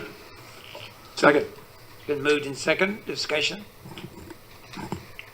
All in favor, say aye. Aye. Motion's approved. Item 3D. Yes, yes, please. I would ask, again, John or whomever, to give a little public update on this significant decision and how we got there and what it's going to mean in the future for all of us, those of us, everybody involved with the Blue Points situation here. Thanks. Yeah, I'll give a high level, and if you have any detailed questions, I'll defer to Craig Langley. But the high level is Blue Points Marina is one of our favorite tenants, so to speak. I mean, they run a great operation, and we really appreciate everything they do, particularly hurricane season. They're the first ones to start batting down the hatches, and we're always appreciative of them. They have a long-term lease that was originally a 25-year lease with 2 10-year extensions on it. They're about 11 years into it right now, so there's 14 years left on the original plus the 2 extensions. Their parent is a company called First Republic. It's a real estate investment firm based in New York. And last year, or earlier this year, they made a determination to rebalance their portfolio of investments. And if it was not a direct real estate investment, they have elected to sell those portfolio items to others. And there's a few things they've divested up in New York, and the marina was not a core real estate investment, and they elected to sell it. So it was a position where it could go to somebody else could buy it, or it could be the port just buying out the lease. And that's our property, and to us it made no sense to have a potentially other operator in there that's not quite the same standards that we have today. So this allows us to continue the operation, and this is a 5-year arrangement, and it'll be status quo for the next 5 years, and probably a lot longer than that. So I'll leave it at that. Any questions? The operation of the marina will not be affected anyway by No. us. No. No. So. Yeah, I want to commend Captain Murray and the team. We just heard an hour ago how space is at a premium here at the port, and I think this is an exceptional opportunity for forward-looking for the port to continue to be successful. I agree with that for sure. The whole construct that we've been on for years now, recapturing the deep water waterfront, right, is in line with this process. The one resource that is most important to us is the water, for the interface between the water and the land. That is what a port is all about, and this is around 1,400 feet of bulkhead. So, but at the same time, because I have my boat over at Blue Point, to assure all the boaters out there that nothing is going to change. The only thing that'll change is we're probably going to have your boat moved further away from the ice box, because we don't want any favoritism here. Yeah, exactly. Excellent point, Commissioner Lloyd. Yeah, I know that would concern the average boater, and their interests are well looked after. Okay, thanks. With that, I'll move for approval of consent agenda item 3 Delta. Second. Moved and seconded, discussion. All in favor, say aye. Aye. Opposed? Motion's approved.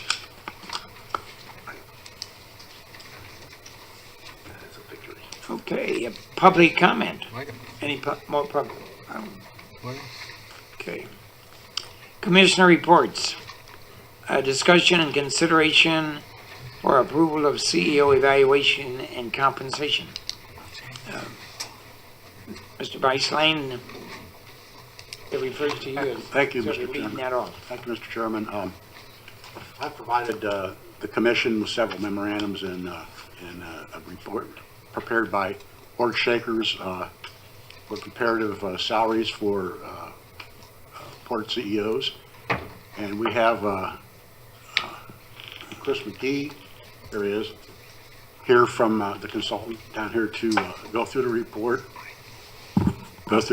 and answer any questions you may have.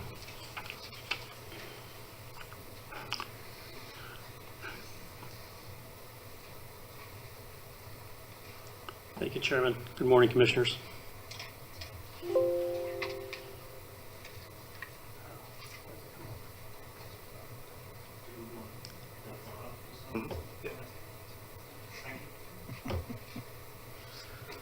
I'm not going to read through every line of this, but I'm going to go through some of the key tenets of it so that everybody understands, and I appreciate the opportunity to speak with you this morning.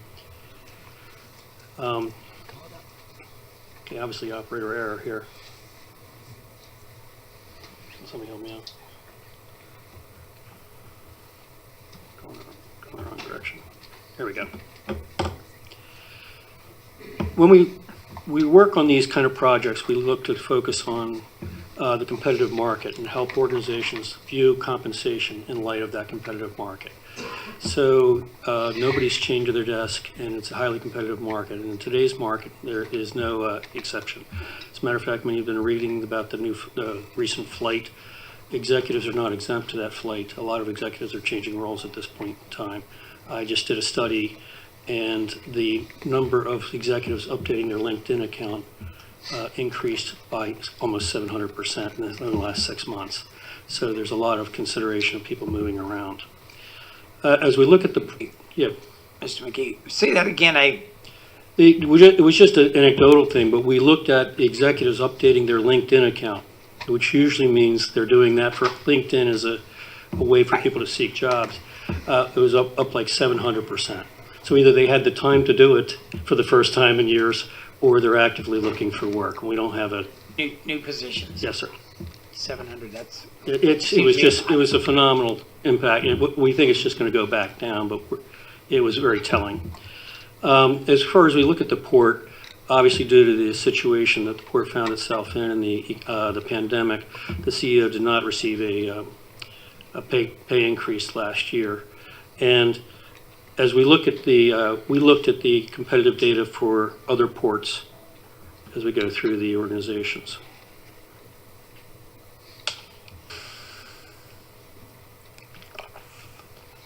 Okay, we take coverage from the wrong one. Okay, there it goes. There we go. Thank you. We looked at 12 different ports. 11 responded directly. We directly solicited the information from the ports. They responded with their information. Tampa Bay was the only one that didn't respond, but there was a recent article that actually disclosed their compensation on November 17th. So we took the information as reported from that situation. How to use the information.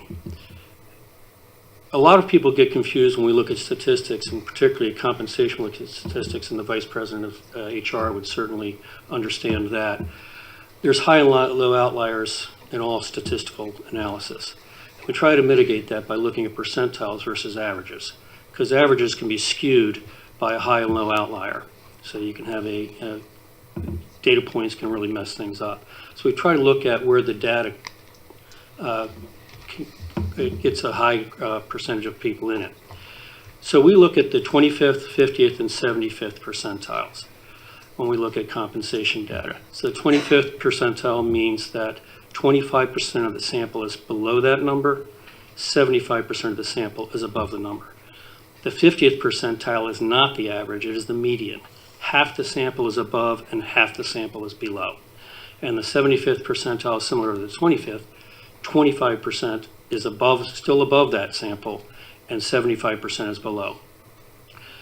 When we look at compensation, in this, the words I use here is executives, but it also applies to everybody. When we look at setting compensation structures, and I used to run compensation for a 60,000 employee organization, you try to move people through a salary structure or compensation structure, because we look at the total compensation. What are they getting at the end of the day? And you try to move them through as they go through their career. So when you look at that, you try to factor in their experience, their expertise, and their impact. Higher impact people have higher compensation. And when we look at the 25th percentile, it's usually for people, executives, but also when you look at other jobs, all people, they're new to role. They're first time enrolled or they just got promoted. That's the 25th percentile.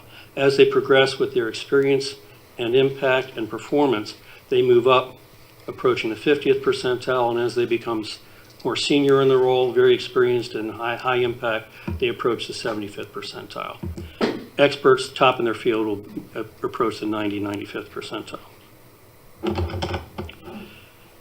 I just drew a little graphic here. So when we look at this is the spectrum of compensation. So the skill set, when you're at the middle, usually the 25th percentile, it's the narrow or the entry level of the salary structure.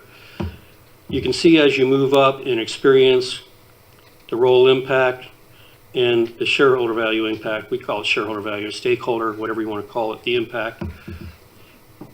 You can see the progression as you move through the salary structures or the compensation structure. And I keep using the two, salary and compensation. I should be clear. As you move more senior roles in the external competitive market, more of the pay tends to be variable than fixed salaries. And so you'll have a lot higher bonus structures. Here's the data on the ports.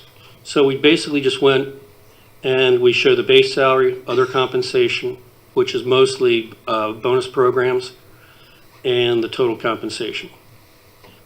So you can see where we show in this data for the 25th percentile, the total compensation number is 296.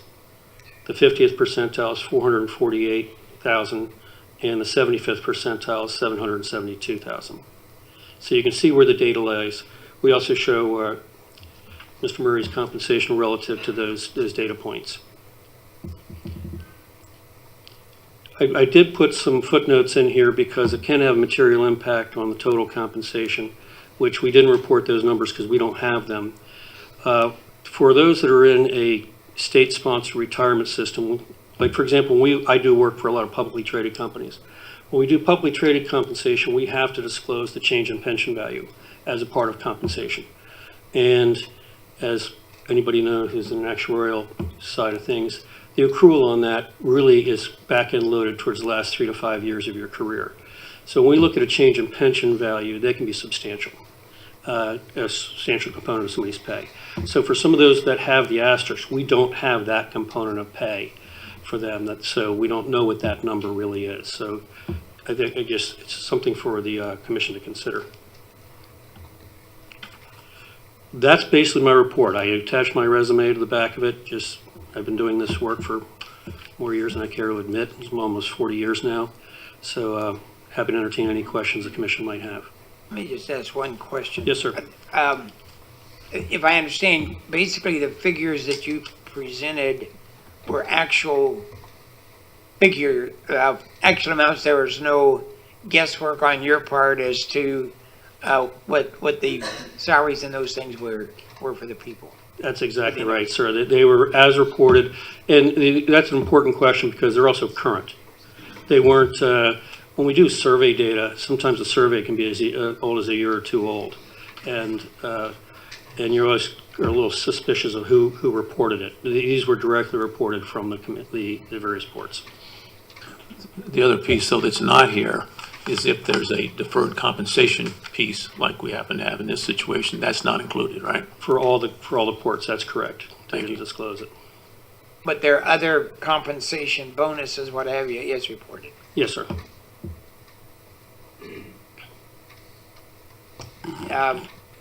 Questions for Mr. McGee? Commissioner Micah? I think it's good information for us to use here to make sure we're competitive. You know, I don't really know that I have any questions because the numbers speak for themselves. That's but, right. But I like the presentation as far as 25th, 50th, and 75th percentile. I think it gives us a lot to think about and some kind of benchmark numbers that we can discuss. So, you know, as we discuss this as a board, I think this is a very important tool that we can rely on, that, you know, Captain Murray is you know, these are his peers. And so, you know, we need this information to make good decisions, and it's good information to make a decision on. So thank you. Thank you. Some might be peers that are not of the same quality as Captain Murray, but in my estimation, just anyway. Commissioner, well, did anybody else have a questions for Mr. McGee? I did actually. I'm sorry. And perhaps related to your other experience, and as we sort of sift through this, and I know the market's changing a lot lately, just off the cuff, and not binding, if we were to have to replace Captain Murray, what is an executive search or headhunter, like what sort of expense would we be looking at? You'd be looking at, typically it's going to be 100% plus or minus of the salary. Some will use first year total cash. So if you're looking at, you know, I would say it's going to be in the $300,000 to $400,000 range. Okay, that was not what I was expecting. And the only reason I say that is the Org Shakers is affiliated with a search firm. Okay. Odgers Berenstain. And then I asked some of these when we were on the phone, but could you just talk to us about how the ports on this list were selected and how, you know, we use them as a judge by comparison? I guess there are a lot of ports in the country and in the world, and how do we know we're comparing apples to apples is my concern. Sure. We selected ports in the region. We weren't going to go to Los Angeles or New York. And we selected ports to try to find a variance here, to go from, you know, at this point in time, Port Canaveral is approximately in the middle as size-wise. They're not the largest, they're not the smallest. So we picked a variety based on where the most likely competitive market for talent is. Again, you know, we didn't go to Los Angeles. We're not looking at, you know, Manhattan, places like that. Are you able to elaborate or provide us additional information?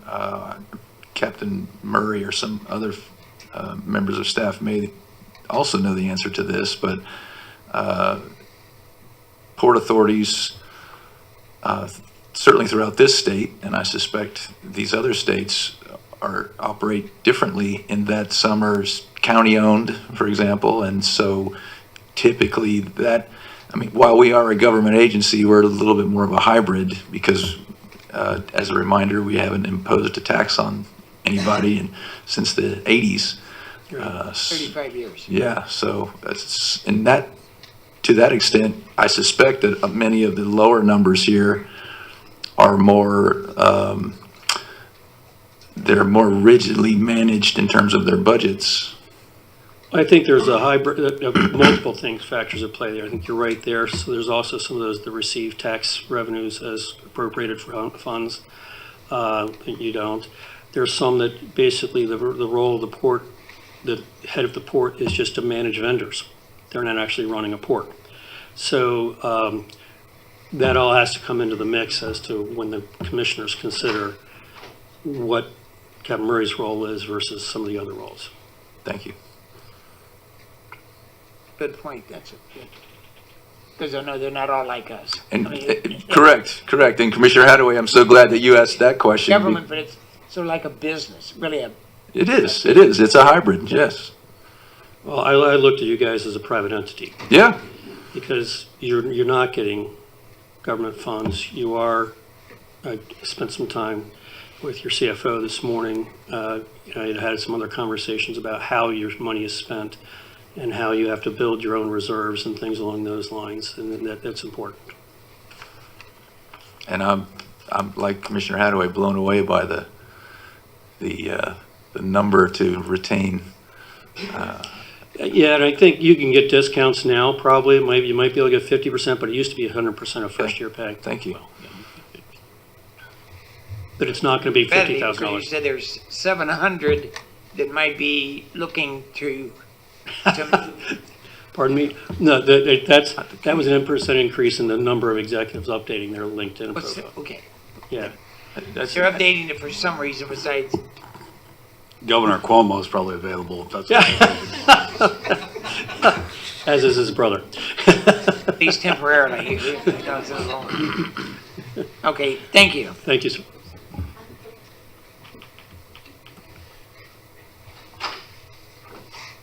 Okay, Okay. I'll be open discussion that we're doing now, or Yes. what are we doing? We'll be open for discussion. Okay, I'm not, these are not questions directed toward the survey. These are comments, my comments about the survey, about the value of the survey, about how, or how it doesn't really give any sort of apples to apples presentation of information that would go into knowing how these other places are run, how big they are, how different their revenue streams are, how large the land volume is, how much staff they work for, how much responsibility, accountability, impact. None of that stuff shows up in this, what I would submit, rather expensive piece of paper here that just judges, just reports salaries.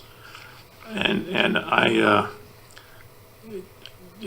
and again, like as was said, and actually was done with this report, a significantly high number was thrown in here and skewed it a different way, and you take the high number out and you skew it another way, and like was done.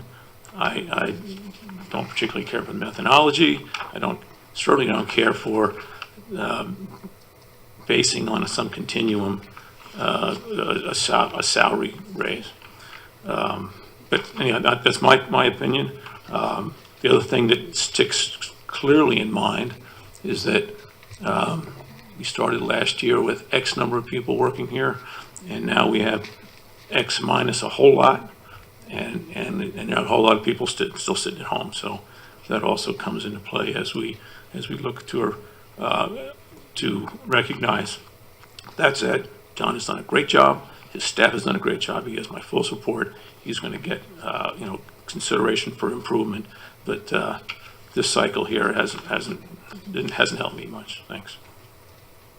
But during this period of time, we've continued to be able to function, operate, whether we had 250 employees or whether we had 150, 160. In the past, I've been involved in a couple of businesses who did not reduce their staff as quickly as should have been done because of the circumstances, and they are no longer in business. So there's a lot of factors could be in. This gives some information. I think, well, in my opinion, I judge Captain Murray on what I observe of his performance and what he's been able to do for the port since he's been here since 2016. I think one of the interesting things about this report too is that Stan Payne is on there, and he's one of the lower paid CEOs of ports. Who, if you didn't know, used to be the CEO here. I never knew Stan Payne, but I did. It gives validity to me to the report. So, and I would say as a business owner, and I think there might still be a few business owners that are out there in the audience. I think some of them went back to work, but the challenge you have in business is not during the good times. During the good times, it's champagne and caviar. Everyone's patting you on the back. The challenge as a business owner a leader is when things get tough, you have to make tough decisions and you have to lead based on your experience, based on your knowledge, and based on what has to be done. So cutting overhead, laying people off, making sure we're going after government monies when government monies were not available. That showed true leadership. And I think, my personal stance on this is not that we're giving someone a raise. My personal stance on this is that we need to be competitive and make sure John is compensated properly for his role here and his leadership here. And then this study proves that we need to make sure that we keep that leadership. So, like I said, it's interesting that some of these other, that Mr. Payne is on this list, and I'm glad we've made that change. I don't want to make the change again. I think it's a grueling process. I think you two guys have been through that process. I've been through 2 of them. And I don't think the change in leadership is now. So, I would support John being paid competitively, and I think this study is valid. And it gives us the tool we need to make that recommendation. I'd like to just make a statement and get to where we could maybe have a more meaningful discussion in more detail. At the time Captain Murray was employed in 2016, the port income was $77 million. 6 cruise lines roughly, capital improvements of $112 million when he came here. He has been a port leader in Florida in securing project funds from FDOT, the state, federal government, to fund the projects that we were able to continue, especially during this pandemic. I feel certain that on the recruiter's list of potential port directors that Captain Murray is going to be on that list. To me, because of his leadership and what he has done for the port.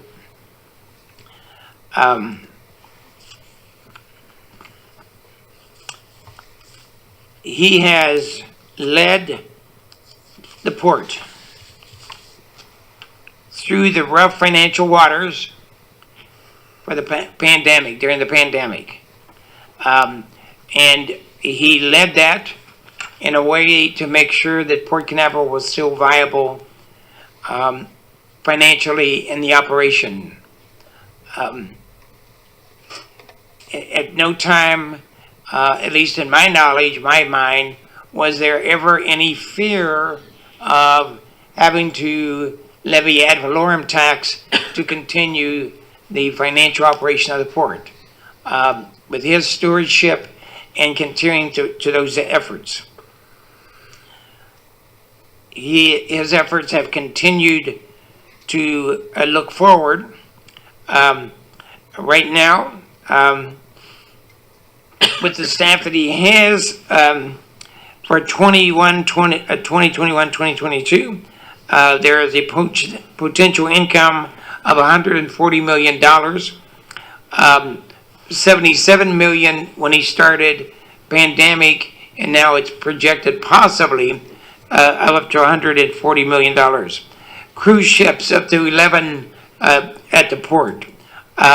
Capital improvements, all these financial benefits for the port and the community. And as pointed out in the survey, only superior leaders can lead us in the future and maintain our world-class stability financially and in the industry. As Commissioner Micah has indicated, we need to set his salary to make him continue to stay and lead the port for our bright future. At this time, I would like to make a motion that his salary be $510,000. Second. Just, I'm not the attorney, but Robert Rules of Order, can the chairman make the motion, or do one of Yes. us have? Well, and so he could hand a gavel to somebody and. Well, I'll make his motion. Okay. His motion, In Florida, everybody's got to vote, even the chairman, so, you Okay. know, I don't think it's that. Commissioner Markey seconded it, Commissioner Lloyd thirded.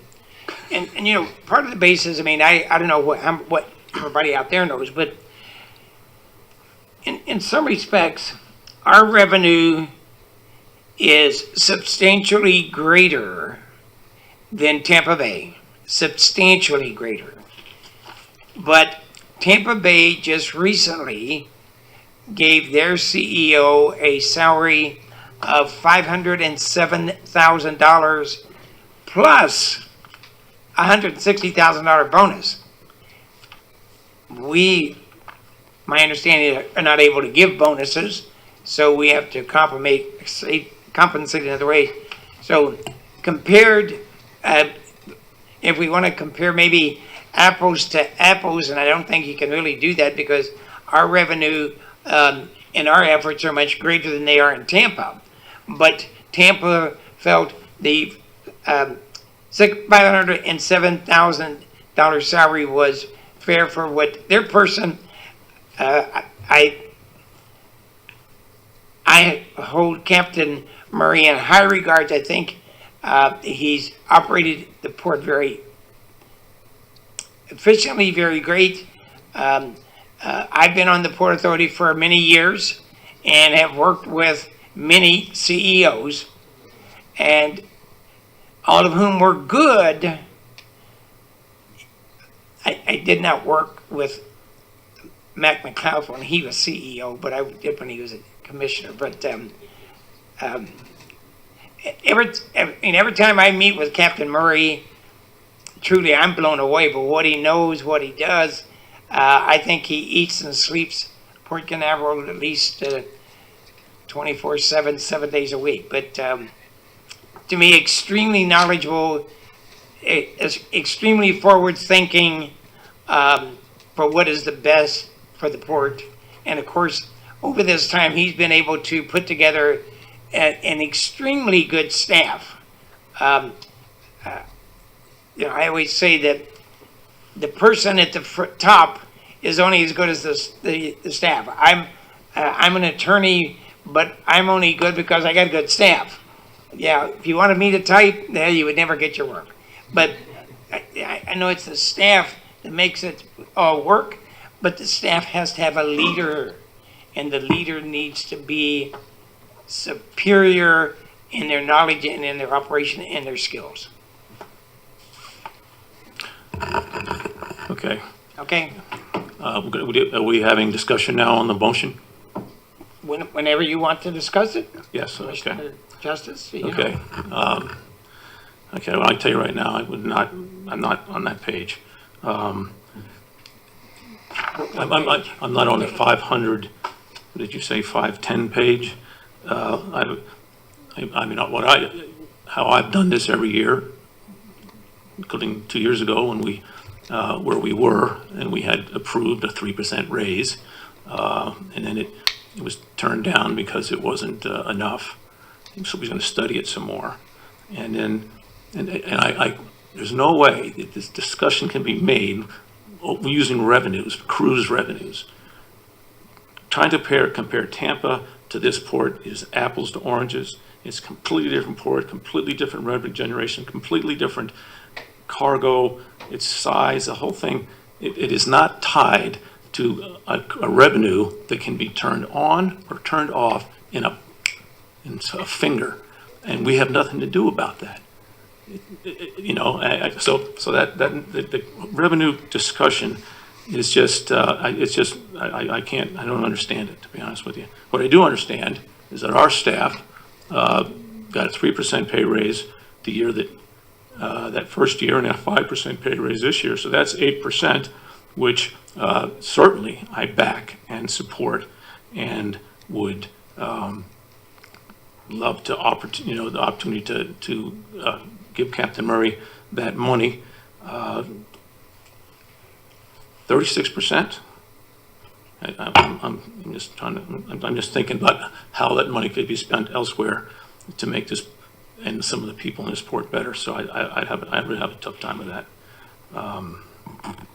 It just doesn't work that way in my mind. I mean, I think Been elsewhere why we hire somebody to do an executive search to try to find somebody. You know, my point was not, my opinion was not based on what Tampa did. I was only using that as an example.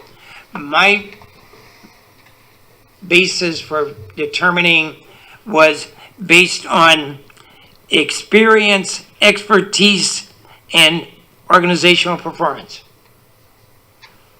All of which are And again, the CEO. Again, the numbers are driven by don't even let me ask the question who provided these ports to him, because that's already been an issue of discussion. But to sit here and tell me that the Port of Houston, the Georgia Ports Authority, the South Carolina Ports Authority, Virginia, those are different jobs, completely a different scale. There's no scale.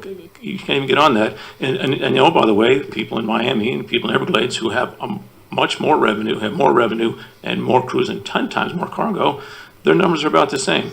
And by the way, we have a deferred compensation package that I don't think is going to be not counted and not going to be fulfilled. I would really be surprised about that. So that should be added in here, which it hasn't been. Again, I'm shaking my head. So the public knows, of course it is public record, but it doesn't mean that people sift through all the documents that we are privy to. Captain Murray's last compensation adjustment was nearly 3 years ago. It was February 2019. Didn't happen last year for pandemic and related reasons, and here we are at the end of 2021. I don't disagree with much of what Commissioner Justice has said, but I am fond of the expression that perfect is the enemy of good. I serve on a board currently where we use these types of studies to address executive compensation, because it's hard to do otherwise.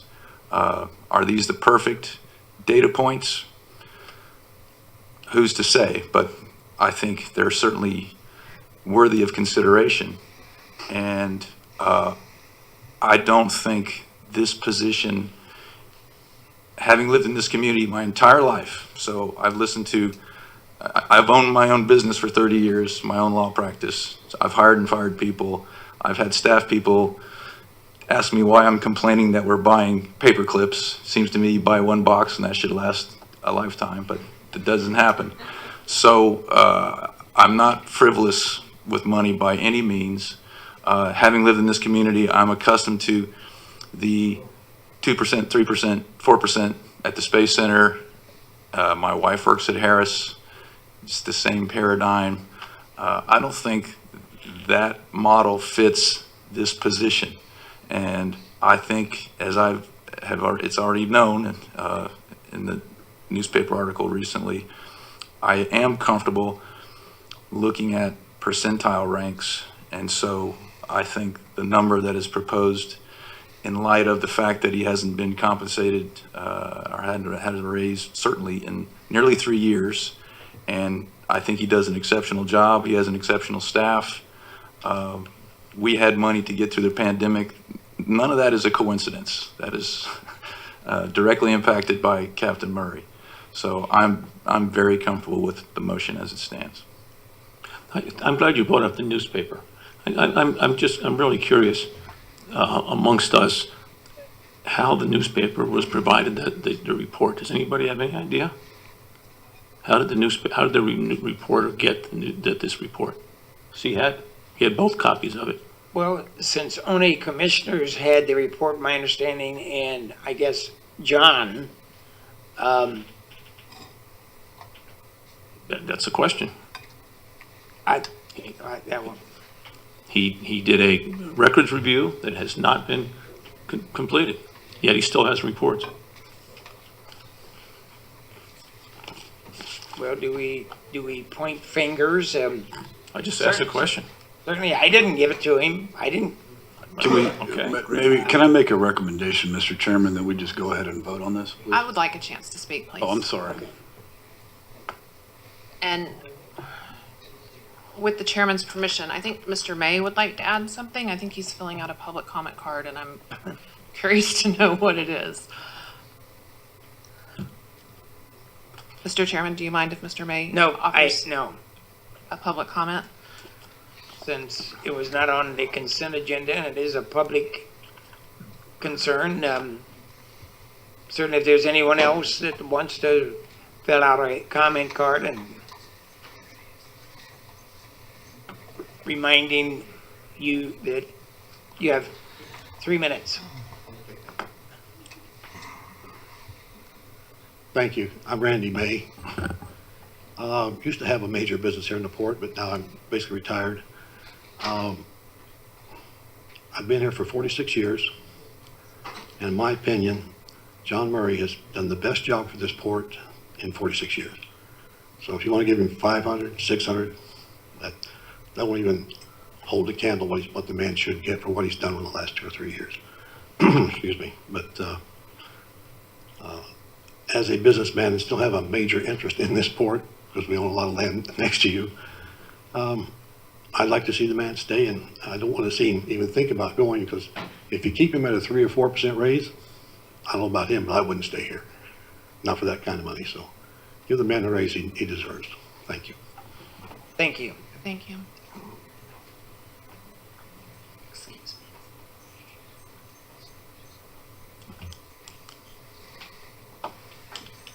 Mr. Matt Phillips. Yes.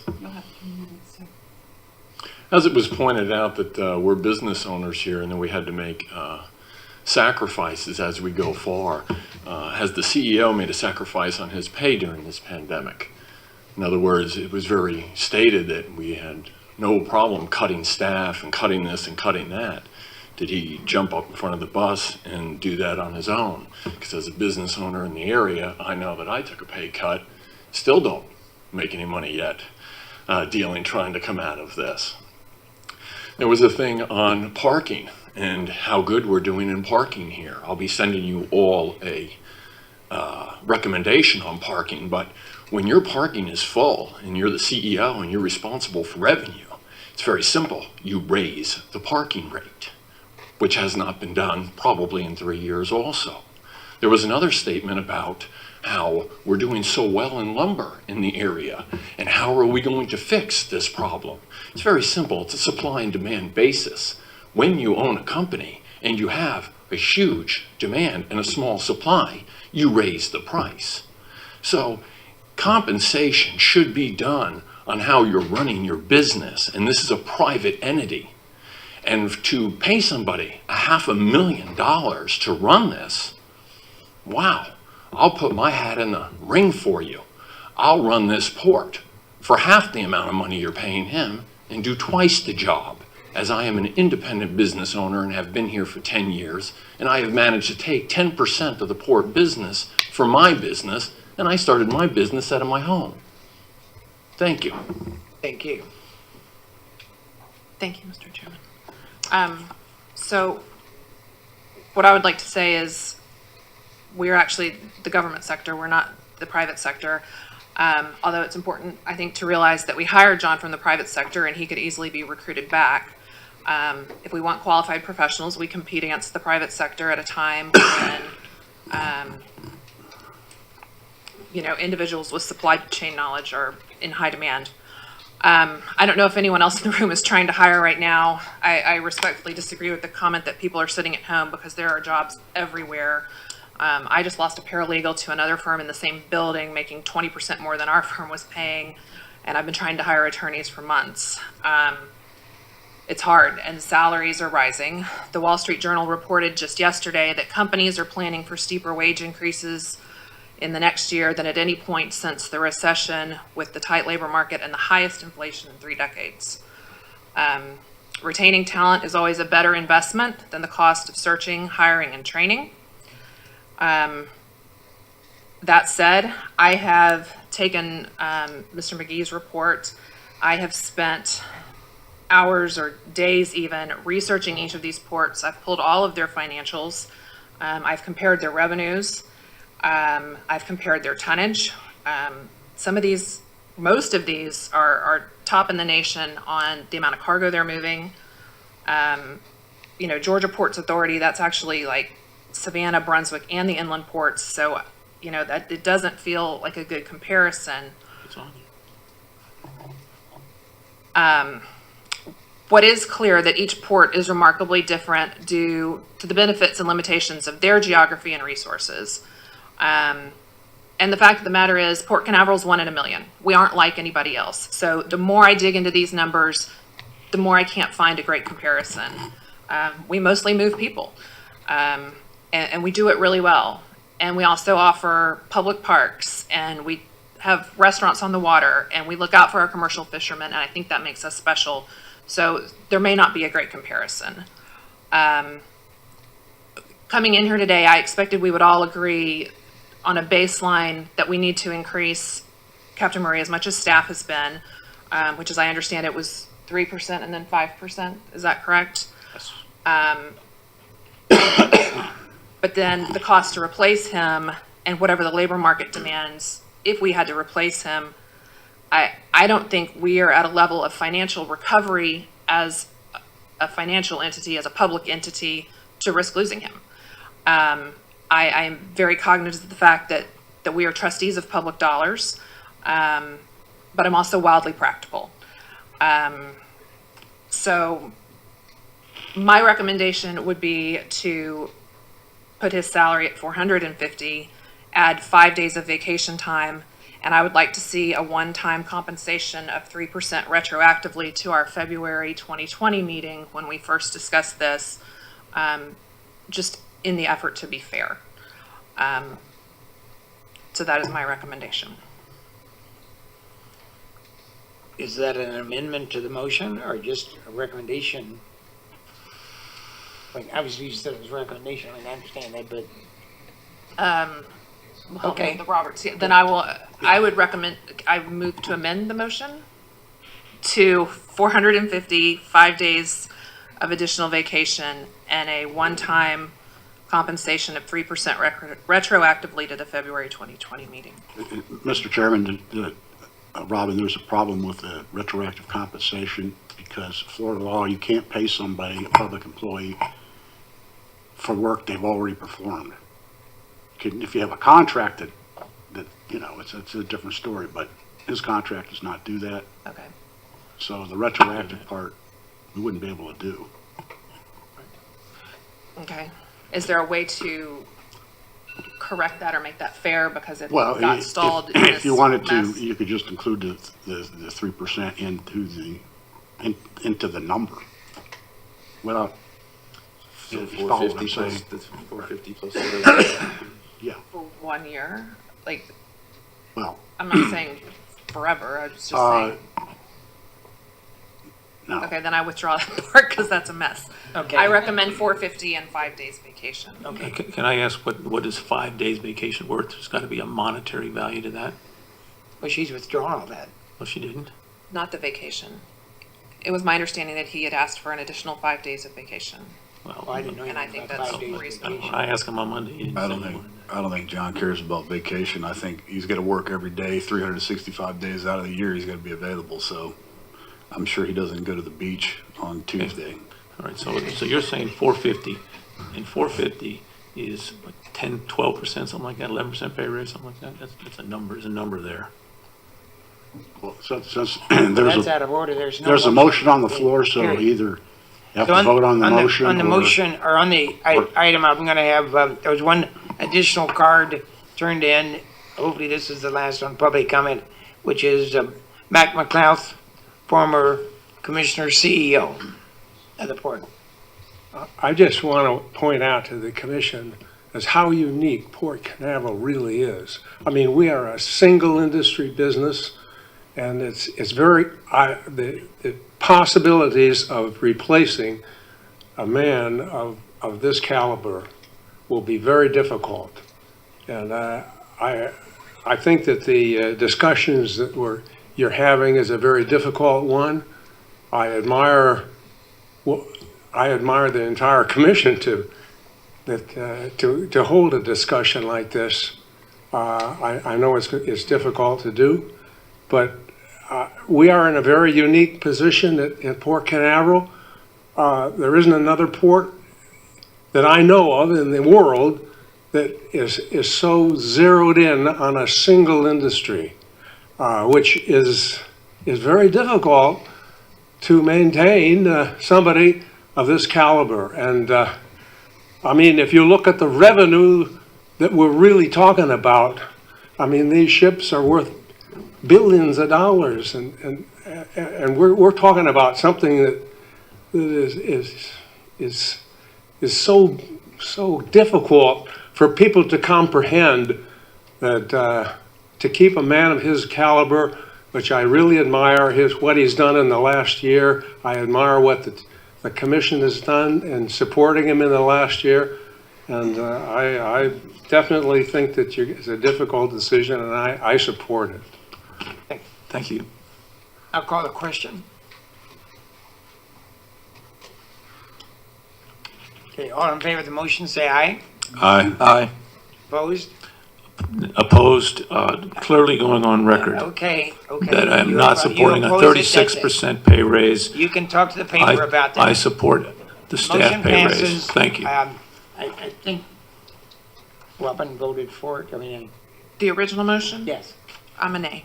Okay, 3-2, the motion passes. Anything else to come before the commission at this time? If not, our next meeting will be, There's commission reports, I I'm believe. sorry, yes, sir. Commissioner reports, Commissioner comments. That's what I was trying to find. Commissioner Lloyd, do you have anything to report to say? No, sir. Merry Christmas and a Happy New Year. Commissioner Justice? Yes, I will report. Again, I appreciated the positivity of the SOP. That was the State of the Port. That was a good show. Had a chance to represent the port keynote on at the Veterans Day at the Veterans Memorial Center. I joined the EDC to spend 2 days in DC. We met with Senator Scott, with Senator Rubio, Congressman Posey. Met with business, Northrop Grumman, Boeing, Embraer, Lockheed Martin, Blue Origin, SpaceX. And one of the most interesting 2 hours was spent with General Wayne Monteith, retired, who now is the space guy at the FAA. So he's in charge on the regulatory permitting side of space through the FAA, and that was a nice meeting for all of us.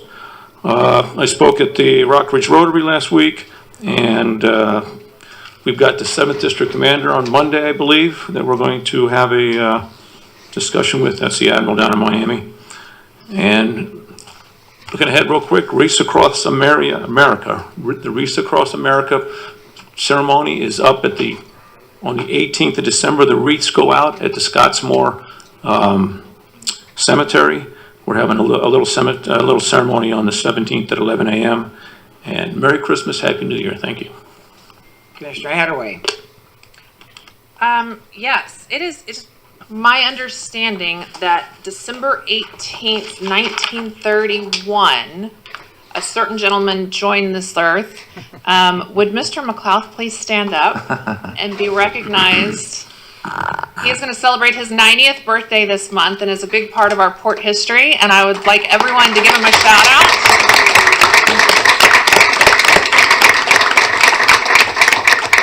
I was worried you weren't going to make it today, so I can embarrass you. You're not allowed to ever say my age, but I'm going to say yours. So happy 90th. Commissioner Markey? As a player on Merritt Island's last state championship football team. Back in the finals. Go Mustangs, and Merry Christmas. Go Mustangs. Next meeting is January the 12th, 2022. The meeting's adjourned.